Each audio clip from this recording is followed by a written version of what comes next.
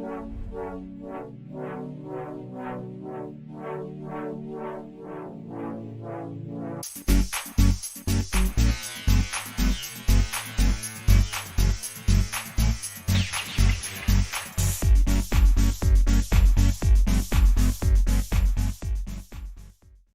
right, so we got the Red Blacks hat on because they are playing today right now, and I'm going to see if I can get them to throw the game on one of these TVs here so I can tune into it for a little bit. Oh, there we go. An ice cold beer. Yeah, so hopefully Mr. Beef will be able to join in a little bit. I set up one mic over here, and I do have another camera set up. So if anybody wants to join, sit in for a little bit today, you're absolutely welcome to. I was supposed to have a remote guest join, but life, as it often does, handed some other plans to him. That's just how it goes sometimes. No worries. We're live. And you can hear me now, so I'm happy about that. This new device I'm using, the reason I upgraded to it, and it's just the new version of the old one. It's a little bit more compact, but the best part of it is it has this function called AI noise reduction. And I'm going to turn it off for a second so you can hear the difference. So that's with the noise reduction off. It's kind of noisy. And there it is with it on. So it gives us studio-like sound in a noisy, loud environment. So I'm pretty impressed. Army Chris wanted to join today, but something's come up, so he won't be able to join us. I'm going to see if I can reach out to a few other people. I sent out a couple of emails yesterday or the day before. I think it was Thursday. Yeah, Thursday I sent a couple of emails out to some folks. I said, look, I realize it's a last-minute thing. I'm not very well organized right now. Life has been chaotic and hectic. Not in a bad way, but just been very busy, and as a result I've not had a chance to get caught up and up to speed on everything as a result. So yeah, there we are. That's the current situation.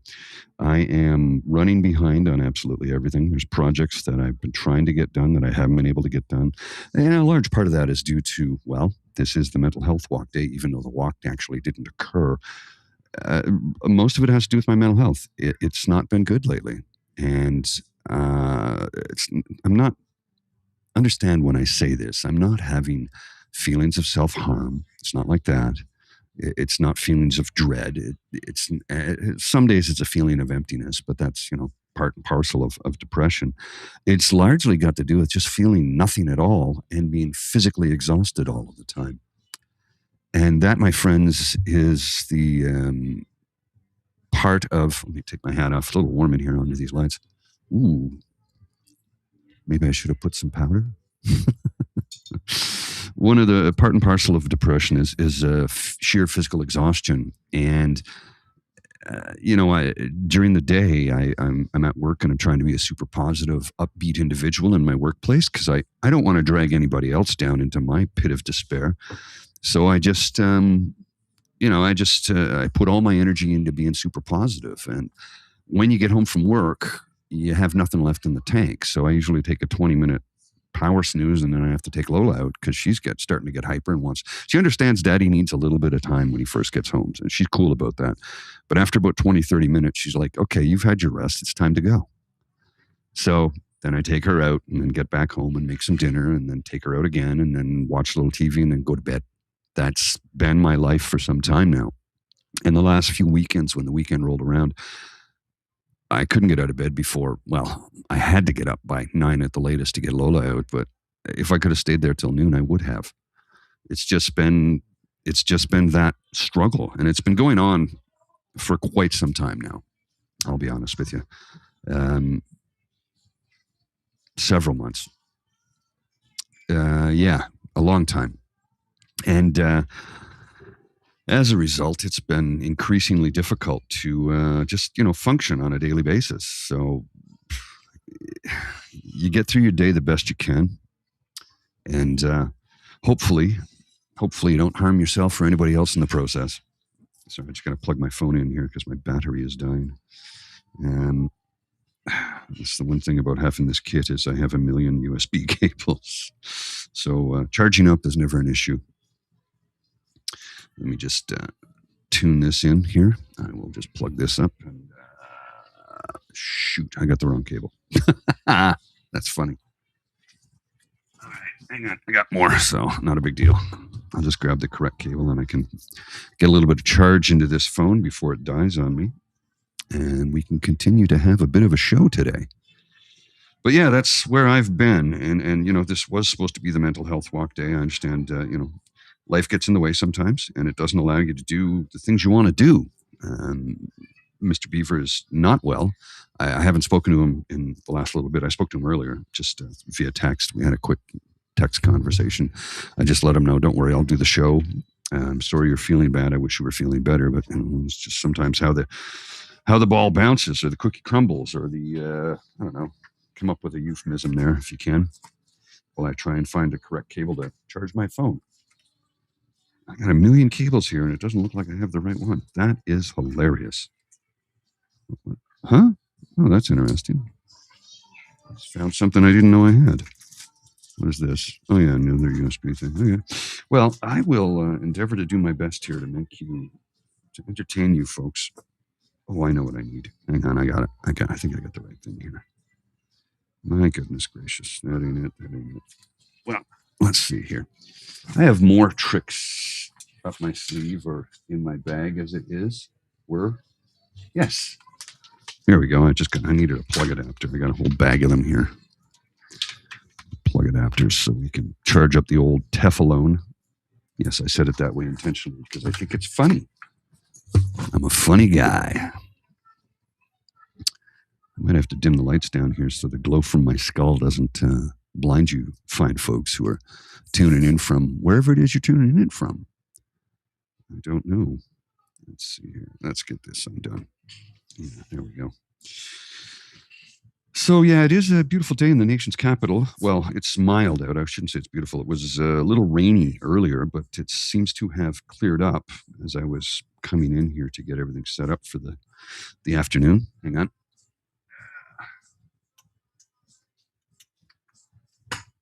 Let's see. This should work. I hope. Time will tell in about a minute or so. Ah, there we go. Charging up the old Teflon. I got too many cables here. Sometimes it's a bit of a mess. Okay. All right. Now I just found a card I didn't even know I had, a memory card. What do we got in here? 128 gig card. Well, look at that. I didn't even know I had that. Isn't that funny? I think I could put this in my little unit here. My little Zoom PodTrack P4 Next. If anybody was curious as to what I was using, that's what it is. Let's see if I can insert the card. So I'm not going to record the show on the device because we get audio versions afterwards.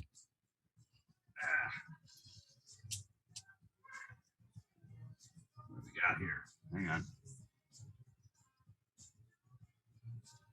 Oh, yeah. Look at that. How cool. Okay. So this new machine, by the way, speaks to me every time you touch a button. It tells you what's happening, which I kind of like because the older one didn't do that. And I know it can be a little bit of an annoyance at times. However, if you touch a button accidentally, you know right away that you've done it. So, yeah, that's where we are. And that's how it goes. So, Saturday afternoon, Lieutenant's Pump, beautiful downtown Ottawa, 361 Elegant Street. If you're in the neighborhood, you want to come by, I got another mic set up right here. And I do have another camera set up. Let me just flick that camera on so you can see. I always have a couple. Sometimes I have three. So here's the other camera.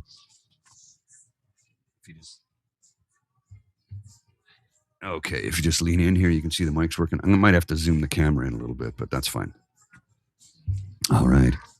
So let's just adjust that camera. I thought I had it adjusted correctly, but apparently I did not. Oh, boy. You know, sometimes life gives you lemonades. Lemonades gives you lemons. So you hopefully can make lemonade out of it. And we'll just zoom that in a little bit more. A little bit more, just so that we're sort of Yeah, that's good enough. I can always adjust it later. If anybody wants to join in, like I said, you are welcome to swing on by. I'll be here for a couple of hours at least while we try and bring you some Saturday afternoon entertainment and discuss whatever comes up. I mean, mental health is, of course, one of the big ones, right? That's the whole point of the. Oh, there's a young child somewhere in the back. The whole point of this was the, like I said, the mental health walk. And unfortunately, things just didn't work out the way we wanted them to. So as a result, we don't necessarily have everything in place today. I was happy to been able to take place, but when Douglas couldn't make it, I'm like, well, I'm not, I'm going to take a little bit extra time for myself because it takes about a little over an hour to set all this stuff up. And I just didn't want to come in here at 10 a.m. to get everything set up and then have to leave. Whoops. Sorry, I bumped something there. Then have to leave for the walk and then come back if I didn't, if there was no actual walk taking place. So yeah, there we are. I would have worn my t-shirt, but I can't find it. So it must be in the laundry somewhere, I would assume. Let me just tilt this camera down just a shade. How's that look? Is that all right? Yeah, is that okay? Yeah. All right. Saturday afternoon, having pints at the pump.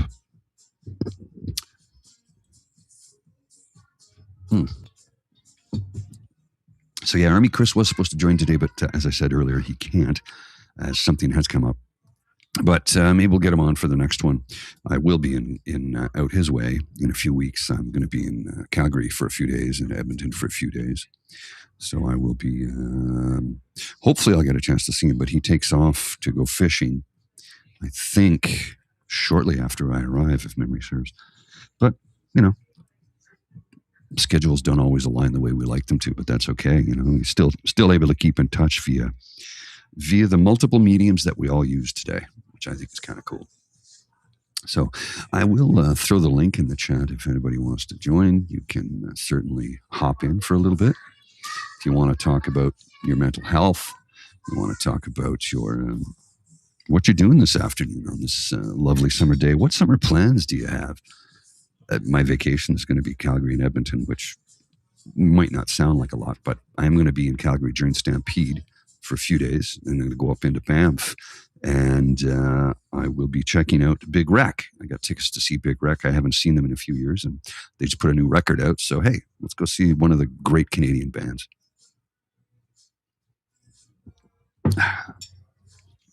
And here I sit on a Saturday afternoon, all alone, with my thoughts.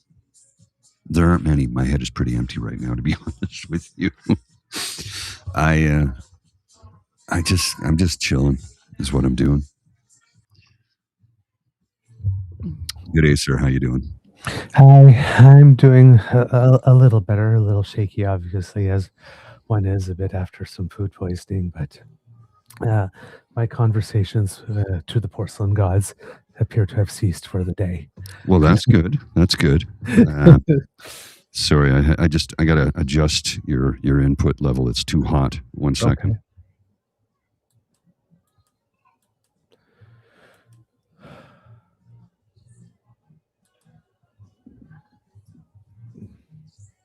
Okay, there. How's that? Is that better? Yeah. I had the level too high. Okay. Yeah. So as a result, you were screaming. You were like excessively loud.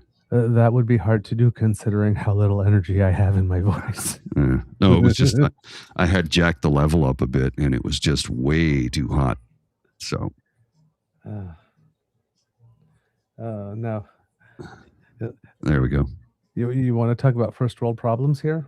Mm-hmm. I've got some ginger tea, and for some reason, my tea bag string is wrapped around my spoon in a weird way that I cannot actually get it off for some reason.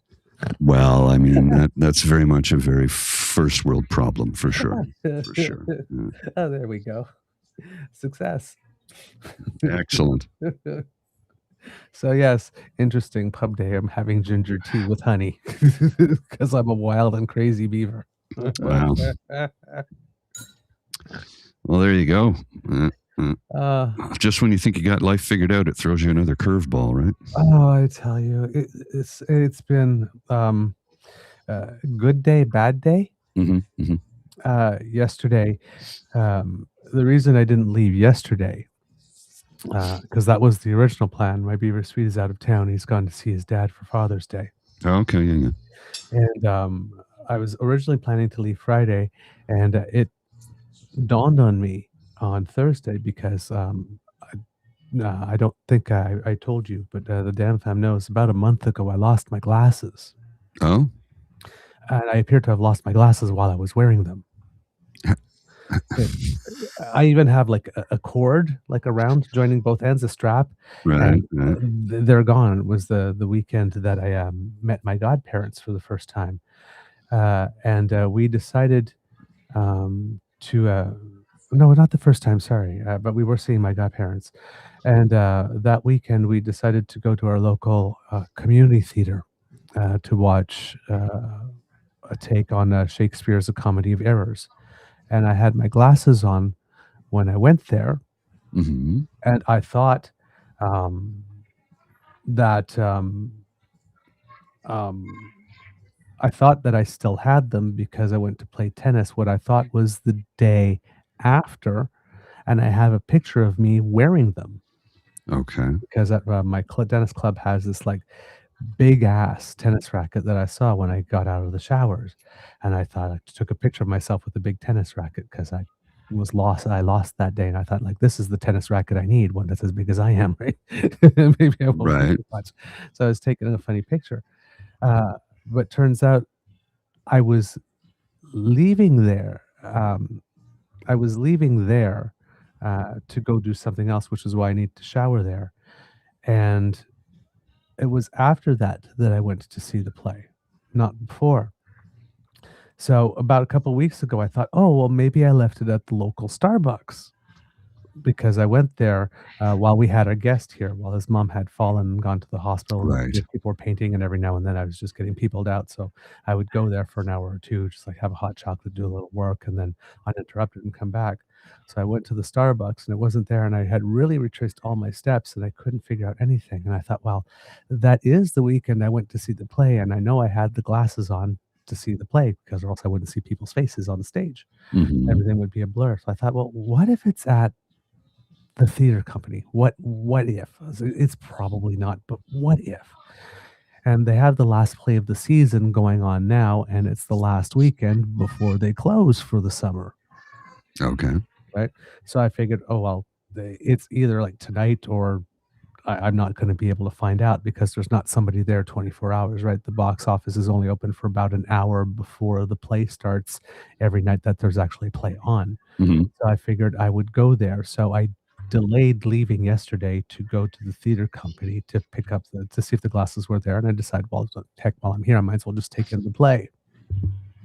And I figured, there was a 7:15 ride share this morning, and then there was a 5 o'clock bus so that I would be okay, right? So Right. I went to the theater company and, I arrived there, on time, and somebody with whom I was in a play was, volunteering at, the box office, and it turns out that there was somebody that couldn't make it that day, and there was a single ticket that they'd left and donated, so I got to benefit from that, Cool. right? Free show, right? Free show. I go to the concession stand and, I used to be on the board of that theater company, so I know where we had, the lost and found drawer. So I asked the person behind the concession stand if he could look in the drawer, and of course my glasses weren't there like I kind of sort of expected because it was just a Right. shot in the dark. And they said, "Well, we'll keep on checking," and, so we went there, and it was the first half of the play intermission. I came out to the concession stand, came out to buy myself a little nibble, a little snack, and the person behind the counter said, they looked and they didn't find it. And the person that was at the box office came to the front and he decided to ask her. And she said, "Oh, wait a minute." And she went to the box office and 15 seconds later came back with my glasses. Um, well, that's awesome. Right? So I'm thinking, hey, free ticket to a show, found my glasses after about a month of looking for them, don't need to, buy another pair and all that kind of stuff.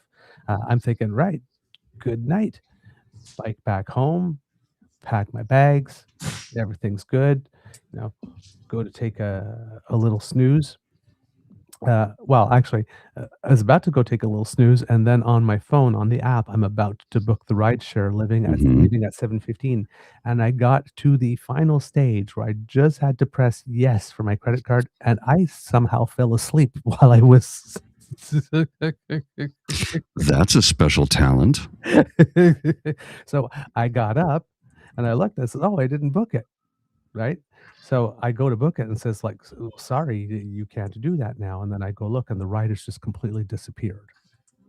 I Oh, don't know if the person decided not to go or if two other people between midnight and 2:15 in the morning decided to book the ride or something, but it wasn't there. And I said, okay, well, no problem, right? There's a 3 a.m. bus, there's a 5 a.m. bus. And I thought, well, it's now like around 2 something. It's going to be tough to make the 3. So, I'll take the 5, just grab a little extra snooze and that'll be great. you said a 3 a.m. bus?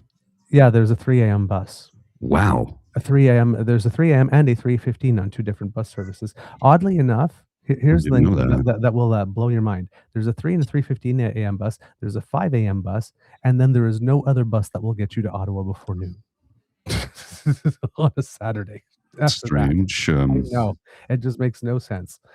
Um, so I say, "Okay, I'll get an extra hour shut eye." Set the alarm, no problem, the alarm rings, no problem. I wake up, and I'm up for about, like, 5 or 6 minutes, and it's like, "Uh-oh, this is not no, no, this does not feel good," and then, of course, I run to the bathroom and do my business there. I'm not gonna go into gory details.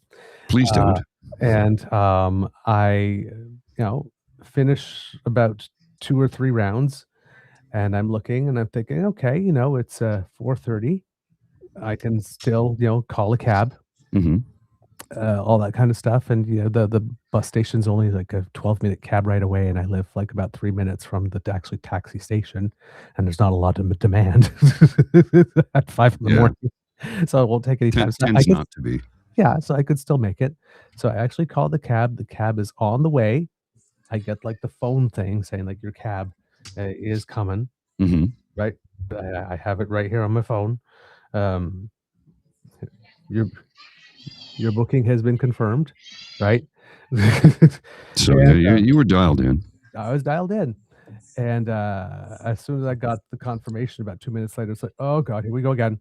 I thought, Yeah. "Okay, so I call the cab and cancel because I'm not making the bus now." Well, clearly not. Well, and not only that, let's say you made the bus and Yeah, then you spend the entire ride in the toilet. yeah. And let's be clear about this. It's a It, little you get moved around a lot there well, I was going to say in the it's bus. convenient that it's there. Yes. You want to spend as little time as possible in that space. Yes, you do. And you would have been in there for 2 hours. Pretty much, or, like, up and down at least, if not. I Yeah. certainly would not the plan was to take the bus and sleep on the rest of the way there, right? To get the Mhm. rest of my sleep for the night. That was not gonna happen. So you think this is just from dinner last night?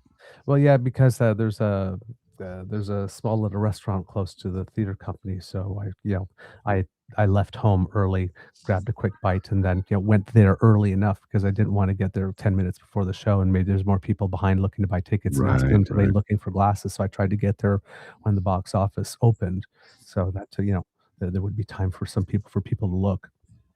And, so, I went in, we did the look, and then, they didn't have anything, so I thought, "That's okay, I'll just grab something to, grab a little bite," and, Mhm. well, that turned out to not be, a good decision, so I had good day, free ticket, found my glasses, and bad day. Woke up. You can't have everything. I mean, where would you put it, right? I know, but it's like, there's 365 days in the year. Did it have to be this one? Like, Yeah. really? Did it Well, have to be this one? and this is a really pertinent comment from Linda. The other passengers on the bus would not appreciate you being in the washroom for the whole trip Yes, that too. Now, again, I don't know how many other passengers there would be on the bus. at that hour. Probably not a lot, but then again, you never know. I Yeah, I At mean, that hour? It's tough to say. yeah, it depends on the day. I have taken that bus before, and everybody's going like, "Whoa, why would you get up?" I've taken the 3 and the 5 o'clock bus, and the midnight bus before many times. That's for Mhm. me, that's not a problem. I grew up taking buses all my life, right? I don't have a driver's license. They won't let me drive. Apparently, I'm a menace. So If behind you the wheel. say so, I don't know. I'm, uh, I am Are the you Rain Man? An stereotypical excellent grandma. driver. An excellent driver. Excellent driver. Yeah. More like the stereotypical grandma. Oh, okay. Hyper So, cautious. Yes. So so apparently I'm a menace. I'm the type of person that causes everybody else to have accidents because I'm not decisive enough behind the wheel. So I'm I the just most dangerous driver, apparently. I'm envisioning the old lady from Ferris Bueller's Day Off, right? Except on crack. Uh, So that's not good. so It's definitely not good. yeah, definitely not good, and I really tried. I've taken, like, the driver's course twice with all the lessons in car plus extra lessons, and the second time I was, like, going for it, my mom had just had a stroke and was in a wheelchair, so I had all the motivation because I could Mhm. borrow my best friend's car so that, we didn't have to rely on paratranspo to go out and do stuff, Right. and I still failed the test. Well, The yeah. driving instructor just put his hand on my lap at one point and said, "Just don't drive. Just don't So, drive." yeah, I can it's not 3-point for turn you. in parallel park like nobody's business, though. Oh, okay. Apparently. Okay. I aced the maneuvers, it's just when I get on the open road. Just like, I'm white knuckling it all the way. It's like just pulling out of the laneway, I'm like, so, yeah, apparently I'm a great passenger, but apparently I'm too nervous to driver. So, Oh, yep. Oh, yeah, I can fall asleep in a car and, no problem, and I'm not backseat driving or anything, I, I, change the music, I'll have the sponge and dab the sweat off your thing, mhm. you need water, I hand it to you, you need food, I hand it to you, I can, because I'm old school, not only can I read a map, I can fold it. I'm just saying, I'm a great passenger, but I cannot drive. You should not be driving, is what you're saying. Not at all. So Okay. I'm used to that, and I've taken that 5 AM bus Just give me a sec before. here. Keep talking. Okay. I've taken that 5 AM bus before, and there have been times where it's been more full, but there have been times I've been on it and there's just like 3 or 4 of us too. So, I mean, I was kind of hoping it would have been a 3 or 4 of us day so I could monopolize the bathroom and that everybody else would be sleeping. Well, there you go. Yeah. But, it was not to be. Oh god, this is good tea. This is good beer. I wish I could be having a beer instead of tea. I tell you that. So you said it was raining? Well, it was earlier. It's nice now, but well, I mean, when I came over here, it was nice. I don't know what it's like outside at the moment. Hang on. I can just see the monitor, the TV on the patio from here. Mm. They're just watching the Netherlands match. Ah, okay. Because I saw from the weather report when I was when I was, packing, that it was supposed to, like, start raining pretty much soon after, the time we had scheduled for the walk, like, after we would be done the walk, but, like, soon after we'd start the podcast. I think it was originally scheduled for about 2 PM. Oh, was it two? When I was packing last night. Oh, okay. Right. So I was thinking, "Yay, us," right? It's like, again, I was thinking, "Good day. It's not gonna rain while we're walking, at least." Yeah. Technically speaking, yeah, it shouldn't have. But I don't know what's going on with my. I'm trying to set something up here on my camera, and see this. I don't know. Wow. Yeah. It's like no, I don't know what happened there. So it just zoomed way out. Mm. And I can't seem to switch it off now. Okay, cancel. We'll And go there you back to come where out. it was. Yeah. Okay. I don't know what happened. I just pressed the wrong button. Mm. There's been updates to the software and I haven't used it in a while. So Yeah. it's like, oh, what is this? Yeah, the updates to the software, I've spent about, like, 3 weeks driving me crazy. Yeah. I was, like, trying to put on clips for the show, Yeah. because like, now it's not just click the button and share screen, right? There's, like, a 2 or 3-step process or 4-step process now, and I'm, like, playing the clip and, I'm, like, monitoring the clip Yeah. like, the clip is not showing and there's no sound and people are just, like, watching me like this, and every now and then I have, like, a little snack or something, so, like, I'm playing the clip, so I'd, like, just put something in my mouth and Well, I've noticed And you see me chewing. I noticed the last couple of days you didn't use the intro stuff. Was that done intentionally or? No, I use the intro stuff afterwards. I was watching because, we've been being throttled by YouTube, and I was watching some tips, and they say, like, rather than starting with some intro music, like, start up with a little thing to have a hook why it is. So Okay. I started opening, like, with something like, Oh, "Hey, so this is what we're gonna talk about the show, and here we go," and then I press the music stuff. okay, yeah, because I Try just to see if that works. saw the start and I'm like, huh, what's going on? I'm like, I said, I'll see you Saturday. I'll ask then. So you're doing a cold open and then doing the thing. Yeah, because That's I kind of figured. cool, actually, because you know Yeah. what? That's what a lot of programs do these days on television. So, and a lot of YouTubers do that. There's some YouTubers who are huge, huge, huge, who have no thing like that whatsoever. Like Rick Beato, who's a music guy. Yeah. He just, hi, I'm Rick Beato. Here's my show. I'm like, cool. I mean, he's big enough and well known enough in the music industry. He can just do that. We still need something, Yeah. But I like the idea of the cold open and then using the stuff. Yeah. And I've noticed every time I log into Restream, the default graphics are all on, Right. and it's like, no, off. I want that off. I don't want it on. Why is it there? Why is it doing that? I don't want it. It's like, since we bought it for ourselves, it just decided that it just does not want to work with us. It's pissing me off because it's like they got all this default stuff, which I don't want because we have our own things. Right.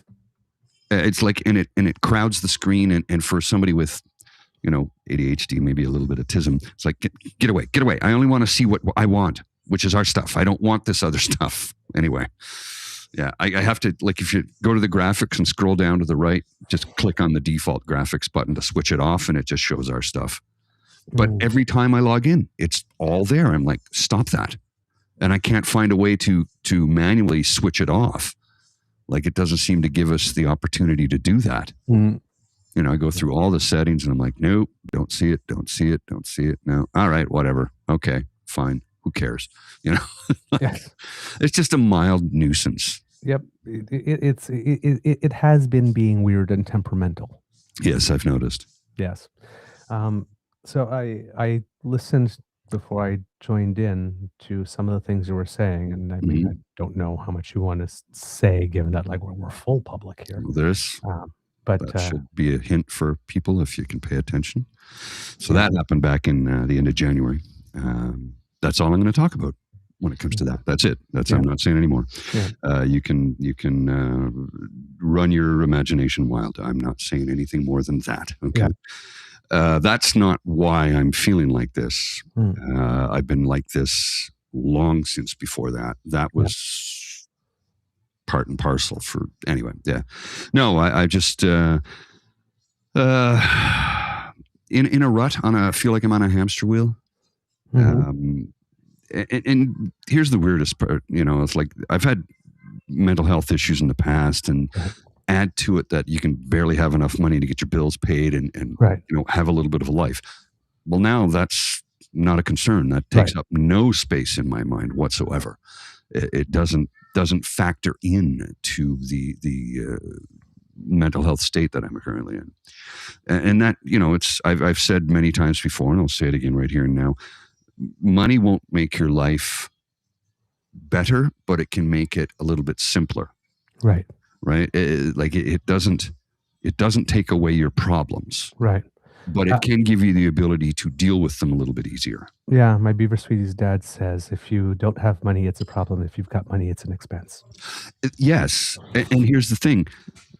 Even when it's an expense, it doesn't mean you're going to be able to fix it. Right. Exactly. So, yeah, I've been on a hamster wheel. I feel like I'm spinning my wheels in the snow and not moving anywhere.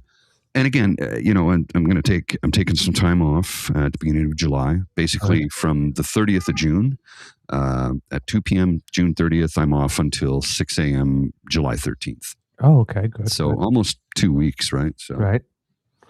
I hope your 2 weeks in Edmonton go better than my 3 weeks in Mexico. Well, I'm going to be Calgary and Edmonton, and yeah, a few days. And I'm home for 2. I don't leave until the Friday. Okay. So I've Canada Day is a Wednesday. I book Thursday and Friday off. so I can take a couple days, get some stuff done. Well, the plan is to try and get some spring cleaning projects that I've started. Some of them, a couple of them I've completed, but there's a few more that need to be done. Right. And I want to get them done before I go away. I fly out on a Friday morning. Is it a Friday? Yeah, I fly out on a Friday morning. Is that the 3rd? Yeah, 3rd. Fly out on a Friday morning. Sunday the 5th, we go see Big Wreck. I'm going to do some Stampede stuff, of course, because I'll be there for that. I'll capture some video as well. And I think we're going to have a Banff for a day or two. I have to reach out to my buddy to talk to him about. Oh my, somebody has something to say there, and they really mean it. I have to reach out to my buddy to find out what days he wants to go to Banff, and so I can determine when I'm going to be going to Edmonton, because I haven't, so I looked at ways to get to Edmonton from Calgary, and you can take the Red Arrow, which is a bus. There's another type of bus you can take as well. You can do a ride share, or you can fly. There's no train.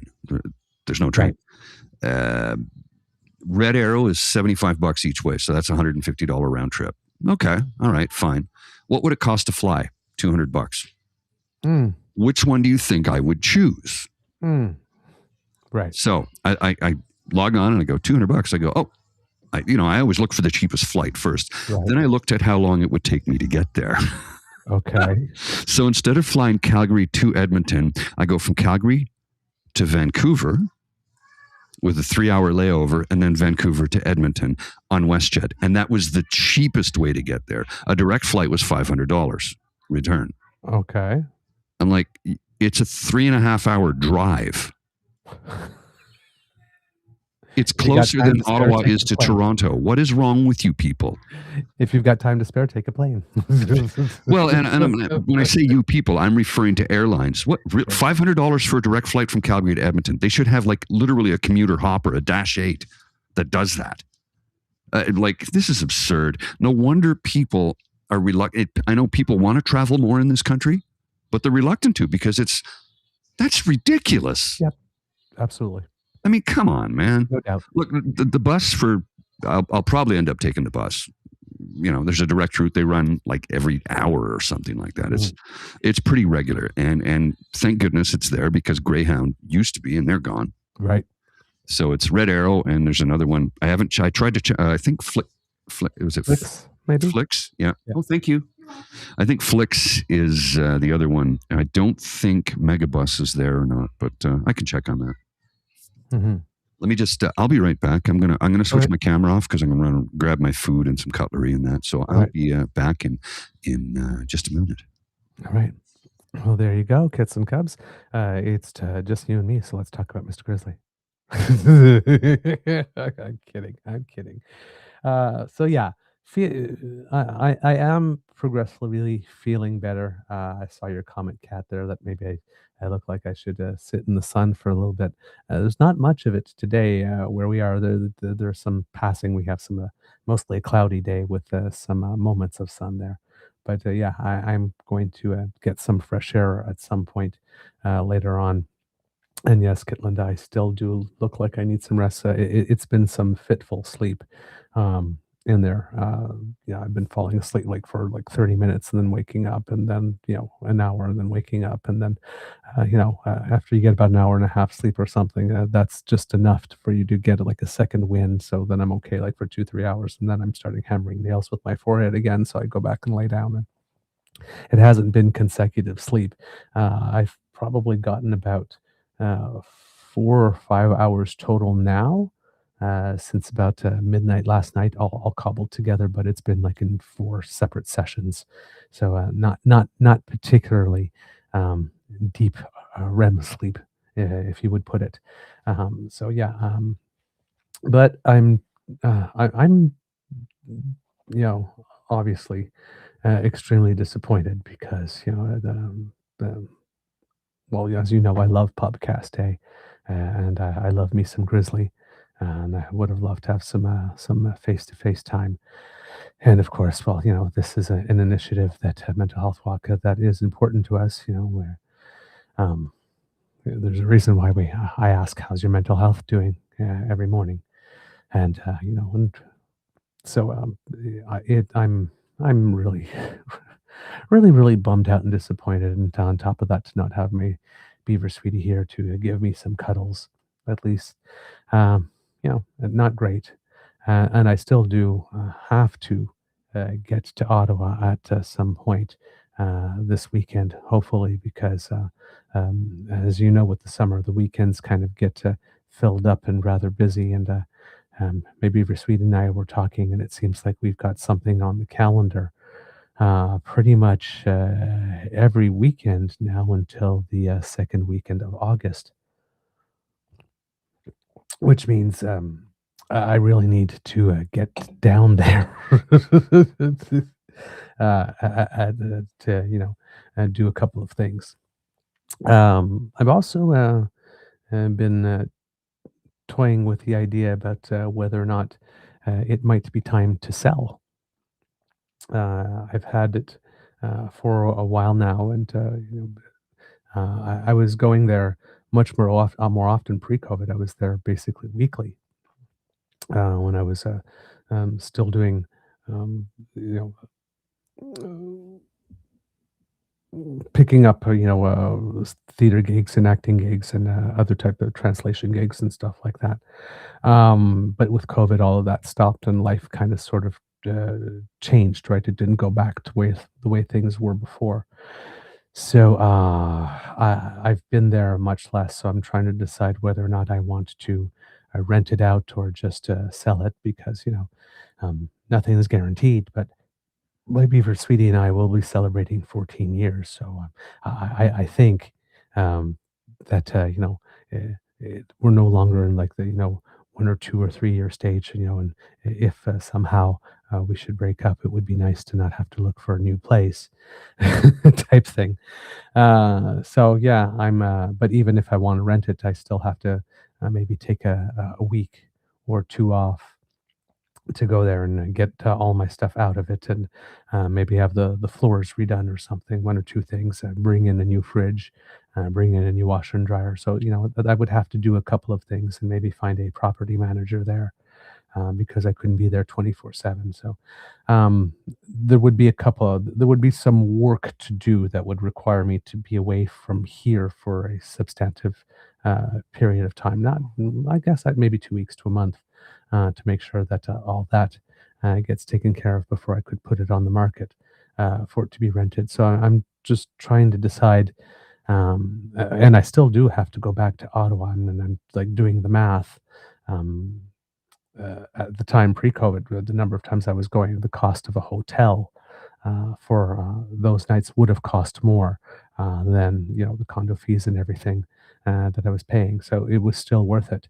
But now that I'm not there as much, it is costing me more to keep it going than I probably would be spending in hotels if I went down. The number of times I need to go, to do Pubcast and see my doctor and see my dentist, who I've kept, not my family doctor because I didn't have one for the longest time, as you know, but my specialist.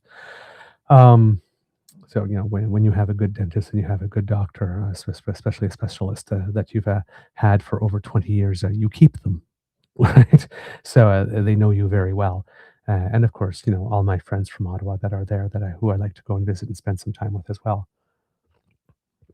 So yeah, I have some financial decisions to make at some point um, about what I want to do, and renting seems like an obvious way to go because it generates some additional income, which is never a bad thing, especially when you're about 12 years from retirement and a pool of steady income from renting because my condo is paid off can be a good thing when you are older.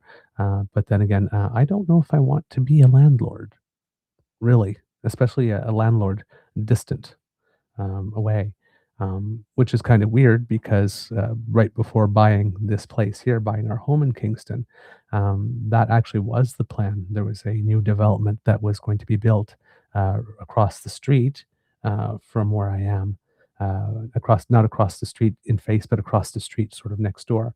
And I was had documentation and all that kind of stuff, and I was looking into units there to buy a second one, and that's the place where I would have gone to when I went to Ottawa for certain amounts of time and rented it, and I would have renovated the one that I had and rented that out, and basically, the additional money between condo fees and rent would have covered the mortgage on the other one, so the second one would have paid for itself. So that's what I was kind of looking to do, and that's when my beaver sweetie suggested that we buy a house together. And so, and then of course, COVID hit and all that kind of stuff.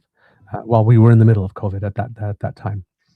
So, yeah, I'm I'm just trying to decide whether or not I would like if ever there was a rent eviction at your place, Mr. Grizzly, then it would be perfect for you. Oh, yeah.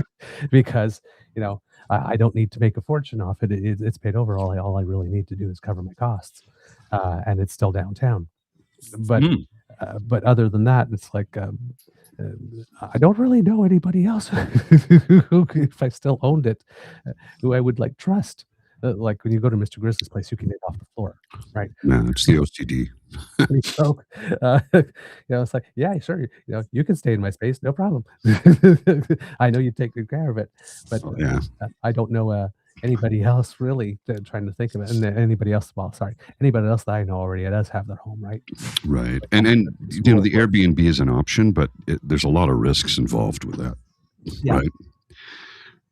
I mean, I've heard of so many horror stories of Airbnbs turning into like a party house, which I get it. You're young. You want to do, I get it. My condo board won't let me do that unless it would be like a long stay, like somebody was like staying, like needed to stay for 2 or 3 months or something. Right. So like somebody's in town working on a contract of some type and they need, yeah. And I understand why they won't allow it. Well, especially right downtown, especially in the market, right? With all the coming in and out, and unfortunately, the homeless situation, it's pretty bad. And the building just keeps on adding layers and layers of security. Let's just put it that way. So yeah, it's not a good candidate for just Airbnb, unfortunately. So yeah, like I said, it's not like a huge financial loss with the amount of times I'm going. It's about like $200 a month or something, difference. But that's now it's your condo fees. The difference between like comparative hotel for the number of nights that I'm there versus the condo fees. Before, the hotels would cost me about like $500 or $600 a month more than what my condo fees and everything were, so it was still worth it. Now the condo fees and everything, taxes and all that, are about $200 a month more than the time I go. So it's like I said, it's just at that point, right? If I rent it, then there would be more revenue, and then I could put that aside. But then if I just sell it, it's just that one block, and then I can GIC it wherever, long term or corporate bonds or something like that, and just have generating something stable that generates income that's higher than inflation, and an extra layer to my retirement fund without the hassle of having to get a rental company and wondering if the space is going to be okay and all that kind of stuff. So that's the thing I'm trying to decide, because like I said, it's been 13 years. I'm kind of from here now, right? Yeah. Well, 13 years together, about 10 or 11 years here. I'm from Kingston now, really, right? So yeah, it's just, but there's a psychological element to it as well, because it's the having grown up in foster homes and your home never being your home. And now you've had this for a long time. Like that was my first home. Right. Like mine, right? That nobody could take away from me. And there's that sort of like, do I really want to give it up? There's like, and boy, did you buy at the right time. I really bought at the right time. And you have to like, not only at the right time, but like just the stars were all completely aligned, because it was around the time that infill projects were starting in Ottawa. And it was the company that was there was like trying it for the first time to see whether or not they wanted to do more. And I bought before it was built, right? And I went out like for a newspaper one day, and I came back with a condo, and then I realized I forgot milk, and I figured maybe not go out and buy milk because I might come back with a Miata, right? So it was the ultimate impulse buy. Like Well, the sales office was literally right beside the grocery store, so I like stopped in and I'm like asking questions. Go, wait a minute, I can actually do this. And I came back 30 minutes later with my $500 check to reserve. They put the red dot, and like literally, I put all of like 30 minutes of thought into it. It's like, yeah, I'm doing this. I know a few people who've done that in buying homes, and I'm like, and it worked out. So yeah, and I bought smaller than I needed. Right. So rather than buying a little bigger and see if I could make it work, and then because if you remember I think it was there was a scandal, a government spending scandal that had happened at the time. So all the people at Public Works, because it was the old bank, the old parking lot of the old Bank of Canada. Right. So Public Works actually owned that space. So they were too busy dealing with the scandal to have their lawyers actually handle the property stuff. So that I had an extra 2 years between the time I bought it that it was delayed before it actually could be lived in, which gave me more time to save enough money. And that allowed me to buy it with 25% down. So I didn't have to have the mortgage insured. Right. No, have that compound over 25 years, with the mortgage. So I really did buy at a good time, and they were really low prices. 1997? Let's see. I was 27 when I signed for it. So 1990. 1990. No, sorry. Just before, around. Yes, you're right. Around 1999, 2000. Yes, I was going to say 1990. That was a parking lot back then. I'm not. Yeah, again, I'm not. Yes, today when I wrote Mr. Grizzly, I said I won't be able to make it to Kingston today. I said no. My brain. I read that and went, oh, he's really not doing well because you are in Kingston, and if you can't make it there, wow, that's bad. That's bad. So I don't know. I can't do geography and I can't do math today. That's okay. That's all right. Yeah. I'm just glad you're feeling a little better. Yeah. So just getting back to your thing. Mm-hmm. So you're you're taking some vacation time, I think, is where you were, and decided to take the bus it. Maybe it's do I bus it to Edmonton from Calgary? Do I rent a car? I looked at renting a car for 4 days, and that was like $300, and I went, what? Plus the cost of fuel and parking, and the in the back of my head, does it get stolen? Does it get damaged? I mean, I'd be insured up the yin yang. I could drive it into a brick wall, walk in and go, sorry, this is what happened. They'd be like, yeah, no problem. Because I always get the maximum amount of insurance you can possibly have. Right. And I did that after a colleague he was returning the car to the airport rental agency, and he got T-boned. And the car was like finished. And he pulled in, and they go, oh, this is, and he goes, I got the extra insurance. They went, have a nice day. I went, what? He goes, yeah, have a nice day. $6 a day or $8 a day or whatever it is for peace of mind. I get it. When you're younger, that all adds up. Right. Even when I was not in the financial situation I'm in now, I still paid the extra for it. Yep. Because the possibility that something bad could happen. And as a matter of fact, the last time I had rented to go away, well, it was when I came down to Kingston. We did a Pubcast in Kingston. Yes, at the Turnog. Yes, so I had rented an SUV. I think it was a Mercedes. I don't know. I just said I rented an SUV, and that's what they gave me. I'm like, okay, didn't cost me extra. That's just what they happen to have. Right. So we got back from Kingston to Ottawa, unpacked everything, dropped off Lola, and drove to Montreal. And as I was leaving Montreal, going around the corner, and Montreal, how much construction there is. Yep. In my blind spot, as I was turning the corner, there was a construction sign there that I did not see, and my back tire ran over it. Okay, no big deal, except when it did it, the sign slammed into the car, poked a hole, and dented and scratched up the rear quarter panel. And I looked at it and went, oh, well. And I returned it, and I go, yeah, this is what happened. He goes, take care. That was it. Right. So that extra $8 a day or whatever it is, it's worth every penny because you have no headaches. You return the vehicle and have a nice day. Yep. There's no additional paperwork. There's no, my insurance will cover, none of that. Yep. You just walk away from it. Yep. And that's the best thing you can have. Yep. Yeah, absolutely. Just the peace of mind is worth it. Yeah. So getting back to the travel, I don't know if I'm going to take the bus, if I'm going to fly. My buddy will probably just, here, take my vehicle. And I'm like, no, I'm going to be there for a couple of days. I don't want to do that. And I don't want the last time I was there, as Army Chris would tell you, dude, you parked in the worst neighborhood. I parked in Sketchville, believe me. And it was where I was staying. I stayed one night, and then and the reason I stayed there was he's like, we're out having a beer, and he goes, just stay at my place. And I go, oh, I'll do that tomorrow. I said, I can't tonight because we've had some drinks, so I can't drive. I'm not driving. He goes, no, I get it. He says, so just swing by in the morning anytime after 8 a.m. I'm up. I'm like, okay. So I woke up at like 7:30. I was going to take a shower, and I walked into the bathroom, and I looked at the shower, and like, I'm not getting in that thing. The bedroom that I was in was clean. The bed was clean. The mattress was new, but that bathroom was scary.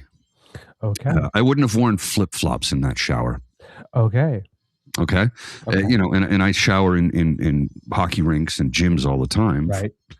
No, I would not have worn my flip-flops in that shower. I wanted nothing to do with that. Understood. I didn't want to be nude in that room. Okay. Because something would like just jumped up and like started nibbling on you. It was nasty. I'll leave it at that. So got in the vehicle, and I remember when I go to start it up, and I go, please have a catalytic converter. Please have a catalytic converter.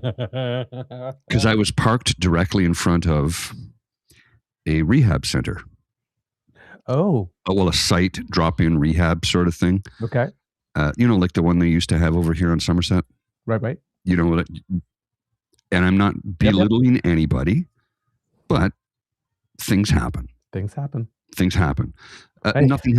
I watched somebody while I was on my balcony in Ottawa in the market at one point just casually walk up to a car door window and smash it and see if there's anything in. And I was like, 911? Yeah, I'm looking someone who's like half into a car through a window here. Yeah. And they don't seem to, I think they might be under the influence of something because they don't seem like they're in a particular hurry to snatch and grab something. So I think they're a danger to themselves right now, right? Less so to somebody else, but definitely a danger to themselves. So so I started up, and I'm like, ooh, catalytics there. And just hightailed it to Chris's place, and we're good. He's like, yeah, don't ever do that again. I'm like, don't worry, I won't. I won't. I thought, it's walking distance to Commonwealth Stadium, not knowing what I was getting myself into.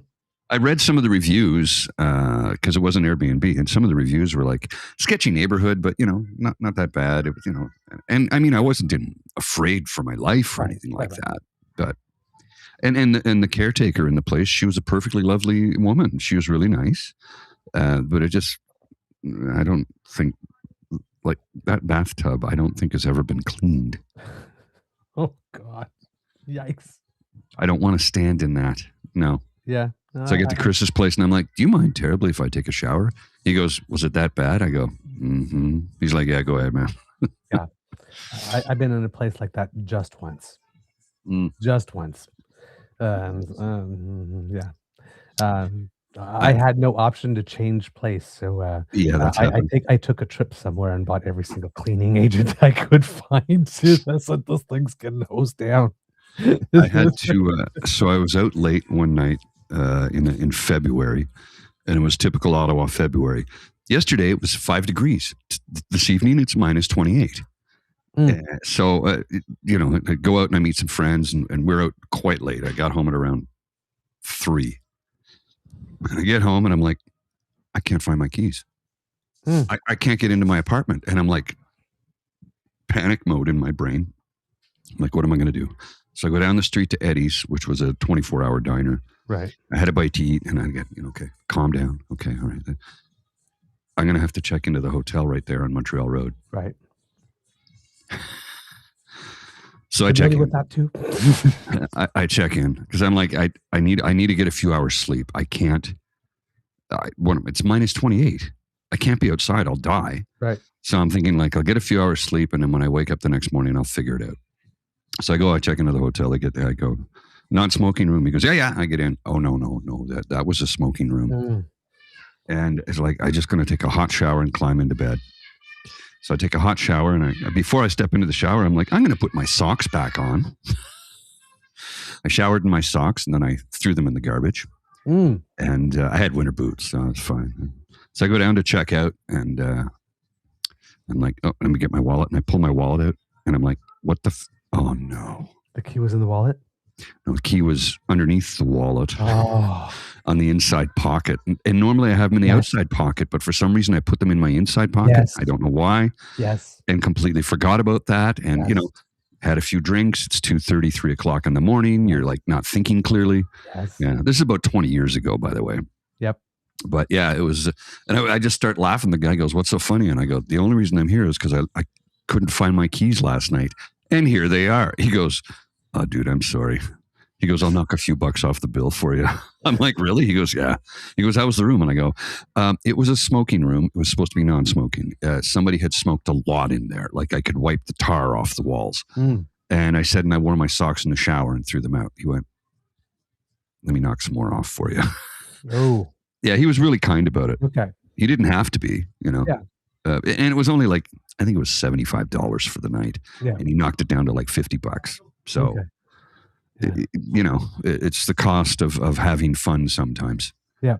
That reminds me of the night there that I got that second COVID shot when Alex was out of town. It's like, I swear to God, I took my keys. But those ones I actually did forget I actually had locked the keys back inside the house. But yeah, that happens to me all the time. I have a keychain for the house key here, which is black, and then my satchel, as you know, is like charcoal, and on the inside the lining is black. And often I'm like looking for my keys, and I just cannot find it because it's like black on black, and the key is under the thing. And I have no key, and then it's like I stop and I breathe and I take everything out, and it's like, oh, there it is, like tucked in the corner, like behind something, got wedged in, and like it was there the whole damn time. After like tearing the whole place. It's like Were that to happen to me today, I could just call my neighbor. She has a key. Yeah. Let me in. I can get in the building. Yes. I can get in the building with my phone. Right. Exactly. But if I don't have my key, I can't get into my apartment. So I would just call my neighbor and say, I'm really sorry. I'll buy you breakfast tomorrow. Just, if you let me in. I lost my key. And I have spare keys at home. So. Right. But I don't. That was the last time and again, in quotes, lost my keys. Mm. And it was just in a different pocket. And that was over 20 years ago. So. 2000, I think that was 2005, so 21 years ago. Okay. Yeah. I mean, it was actually the last time that it got wedged in a corner was just like 4 or 5 days ago. We were getting ready to go somewhere, Alex and I, and Alex went to the car and left me to lock the door. And says, I can't lock the door because I don't know where the key is. And then I looked and said, oh, wait, here it was here the whole time. They're hiding in the corner behind my wallet. Well, I'll tell you when it was. It was, remember that year in the early 2000s? It might have been 2003. The year we got like an insane amount of snow. Yes. Yes. Was that 2003 or 2005? I can't remember. It might have been 2004, but it was over 20 years ago. Yes. I remember that winter was we were getting 30 centimeters of snow every day, it seemed, or every other day.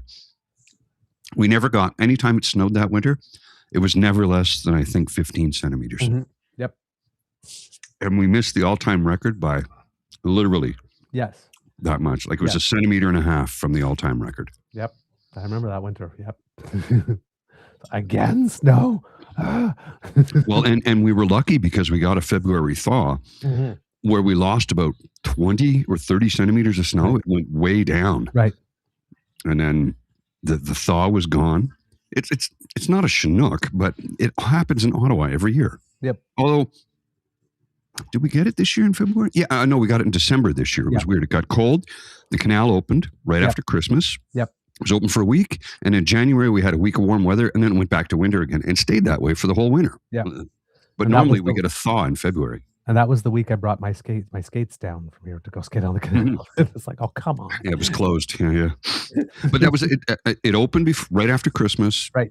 It closed about a week later for 4 or 5 days, and then it stayed open for the rest of the season. Yep. It was a good long season.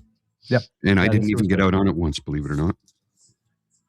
I never got out on it once, Yeah. and it was a good season. I don't know. I Wasn't also very saw good. that you were wearing your beloved Red Blacks cap there today at the opening. Yeah.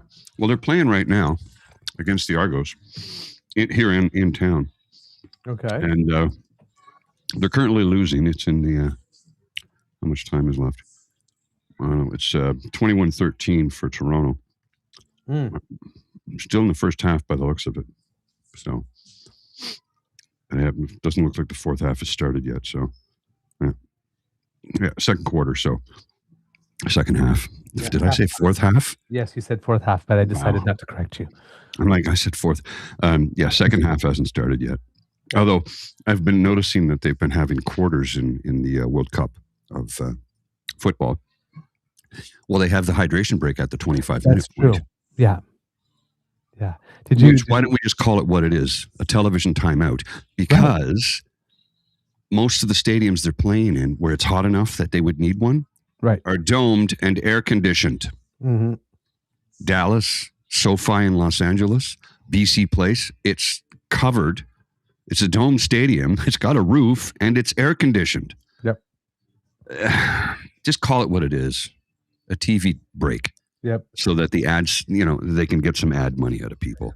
When I was watching the Canada-Qatar game, when it was time for the hydration break, everybody was booing. Yeah. Yeah. Well, it's not your BC Place stadium. It's indoors and it's climate controlled. And it's BC. It's Vancouver. It doesn't get 40 degrees there. Elaine going, sounds like Douglas needs to start wearing a lanyard. That's what I did for my glasses. That worked out well. Still lost them. And it's not like the lanyard came undone. When they handed it to me, they were, well, I mean, maybe it came undone and then they put them back together. I don't know. But it's like, yeah, anyway. Yeah, listen, I've lived with me for 53 years. I idiot string everything and still... I still lose it. You cannot Dougie proof anything with me. Let's just put it that way. I find ways. That's funny. That's my curse. That is my curse in life. I find ways to lose stuff. I just do.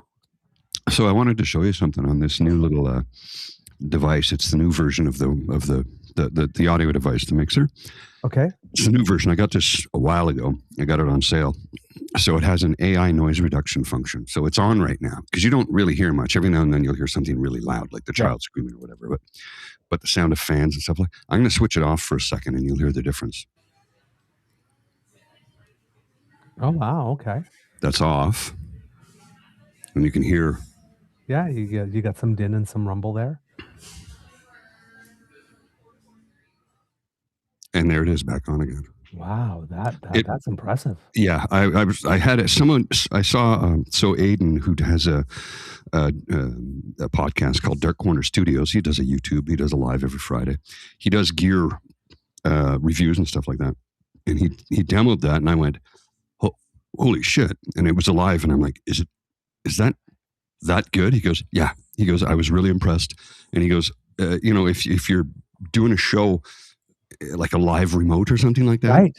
He goes, this thing saves your bacon. There's music playing in the background. You don't hear it, do you? No, not at all. Yeah, it cuts it right out. That is because before we'd have to ask them to shut the music off, right?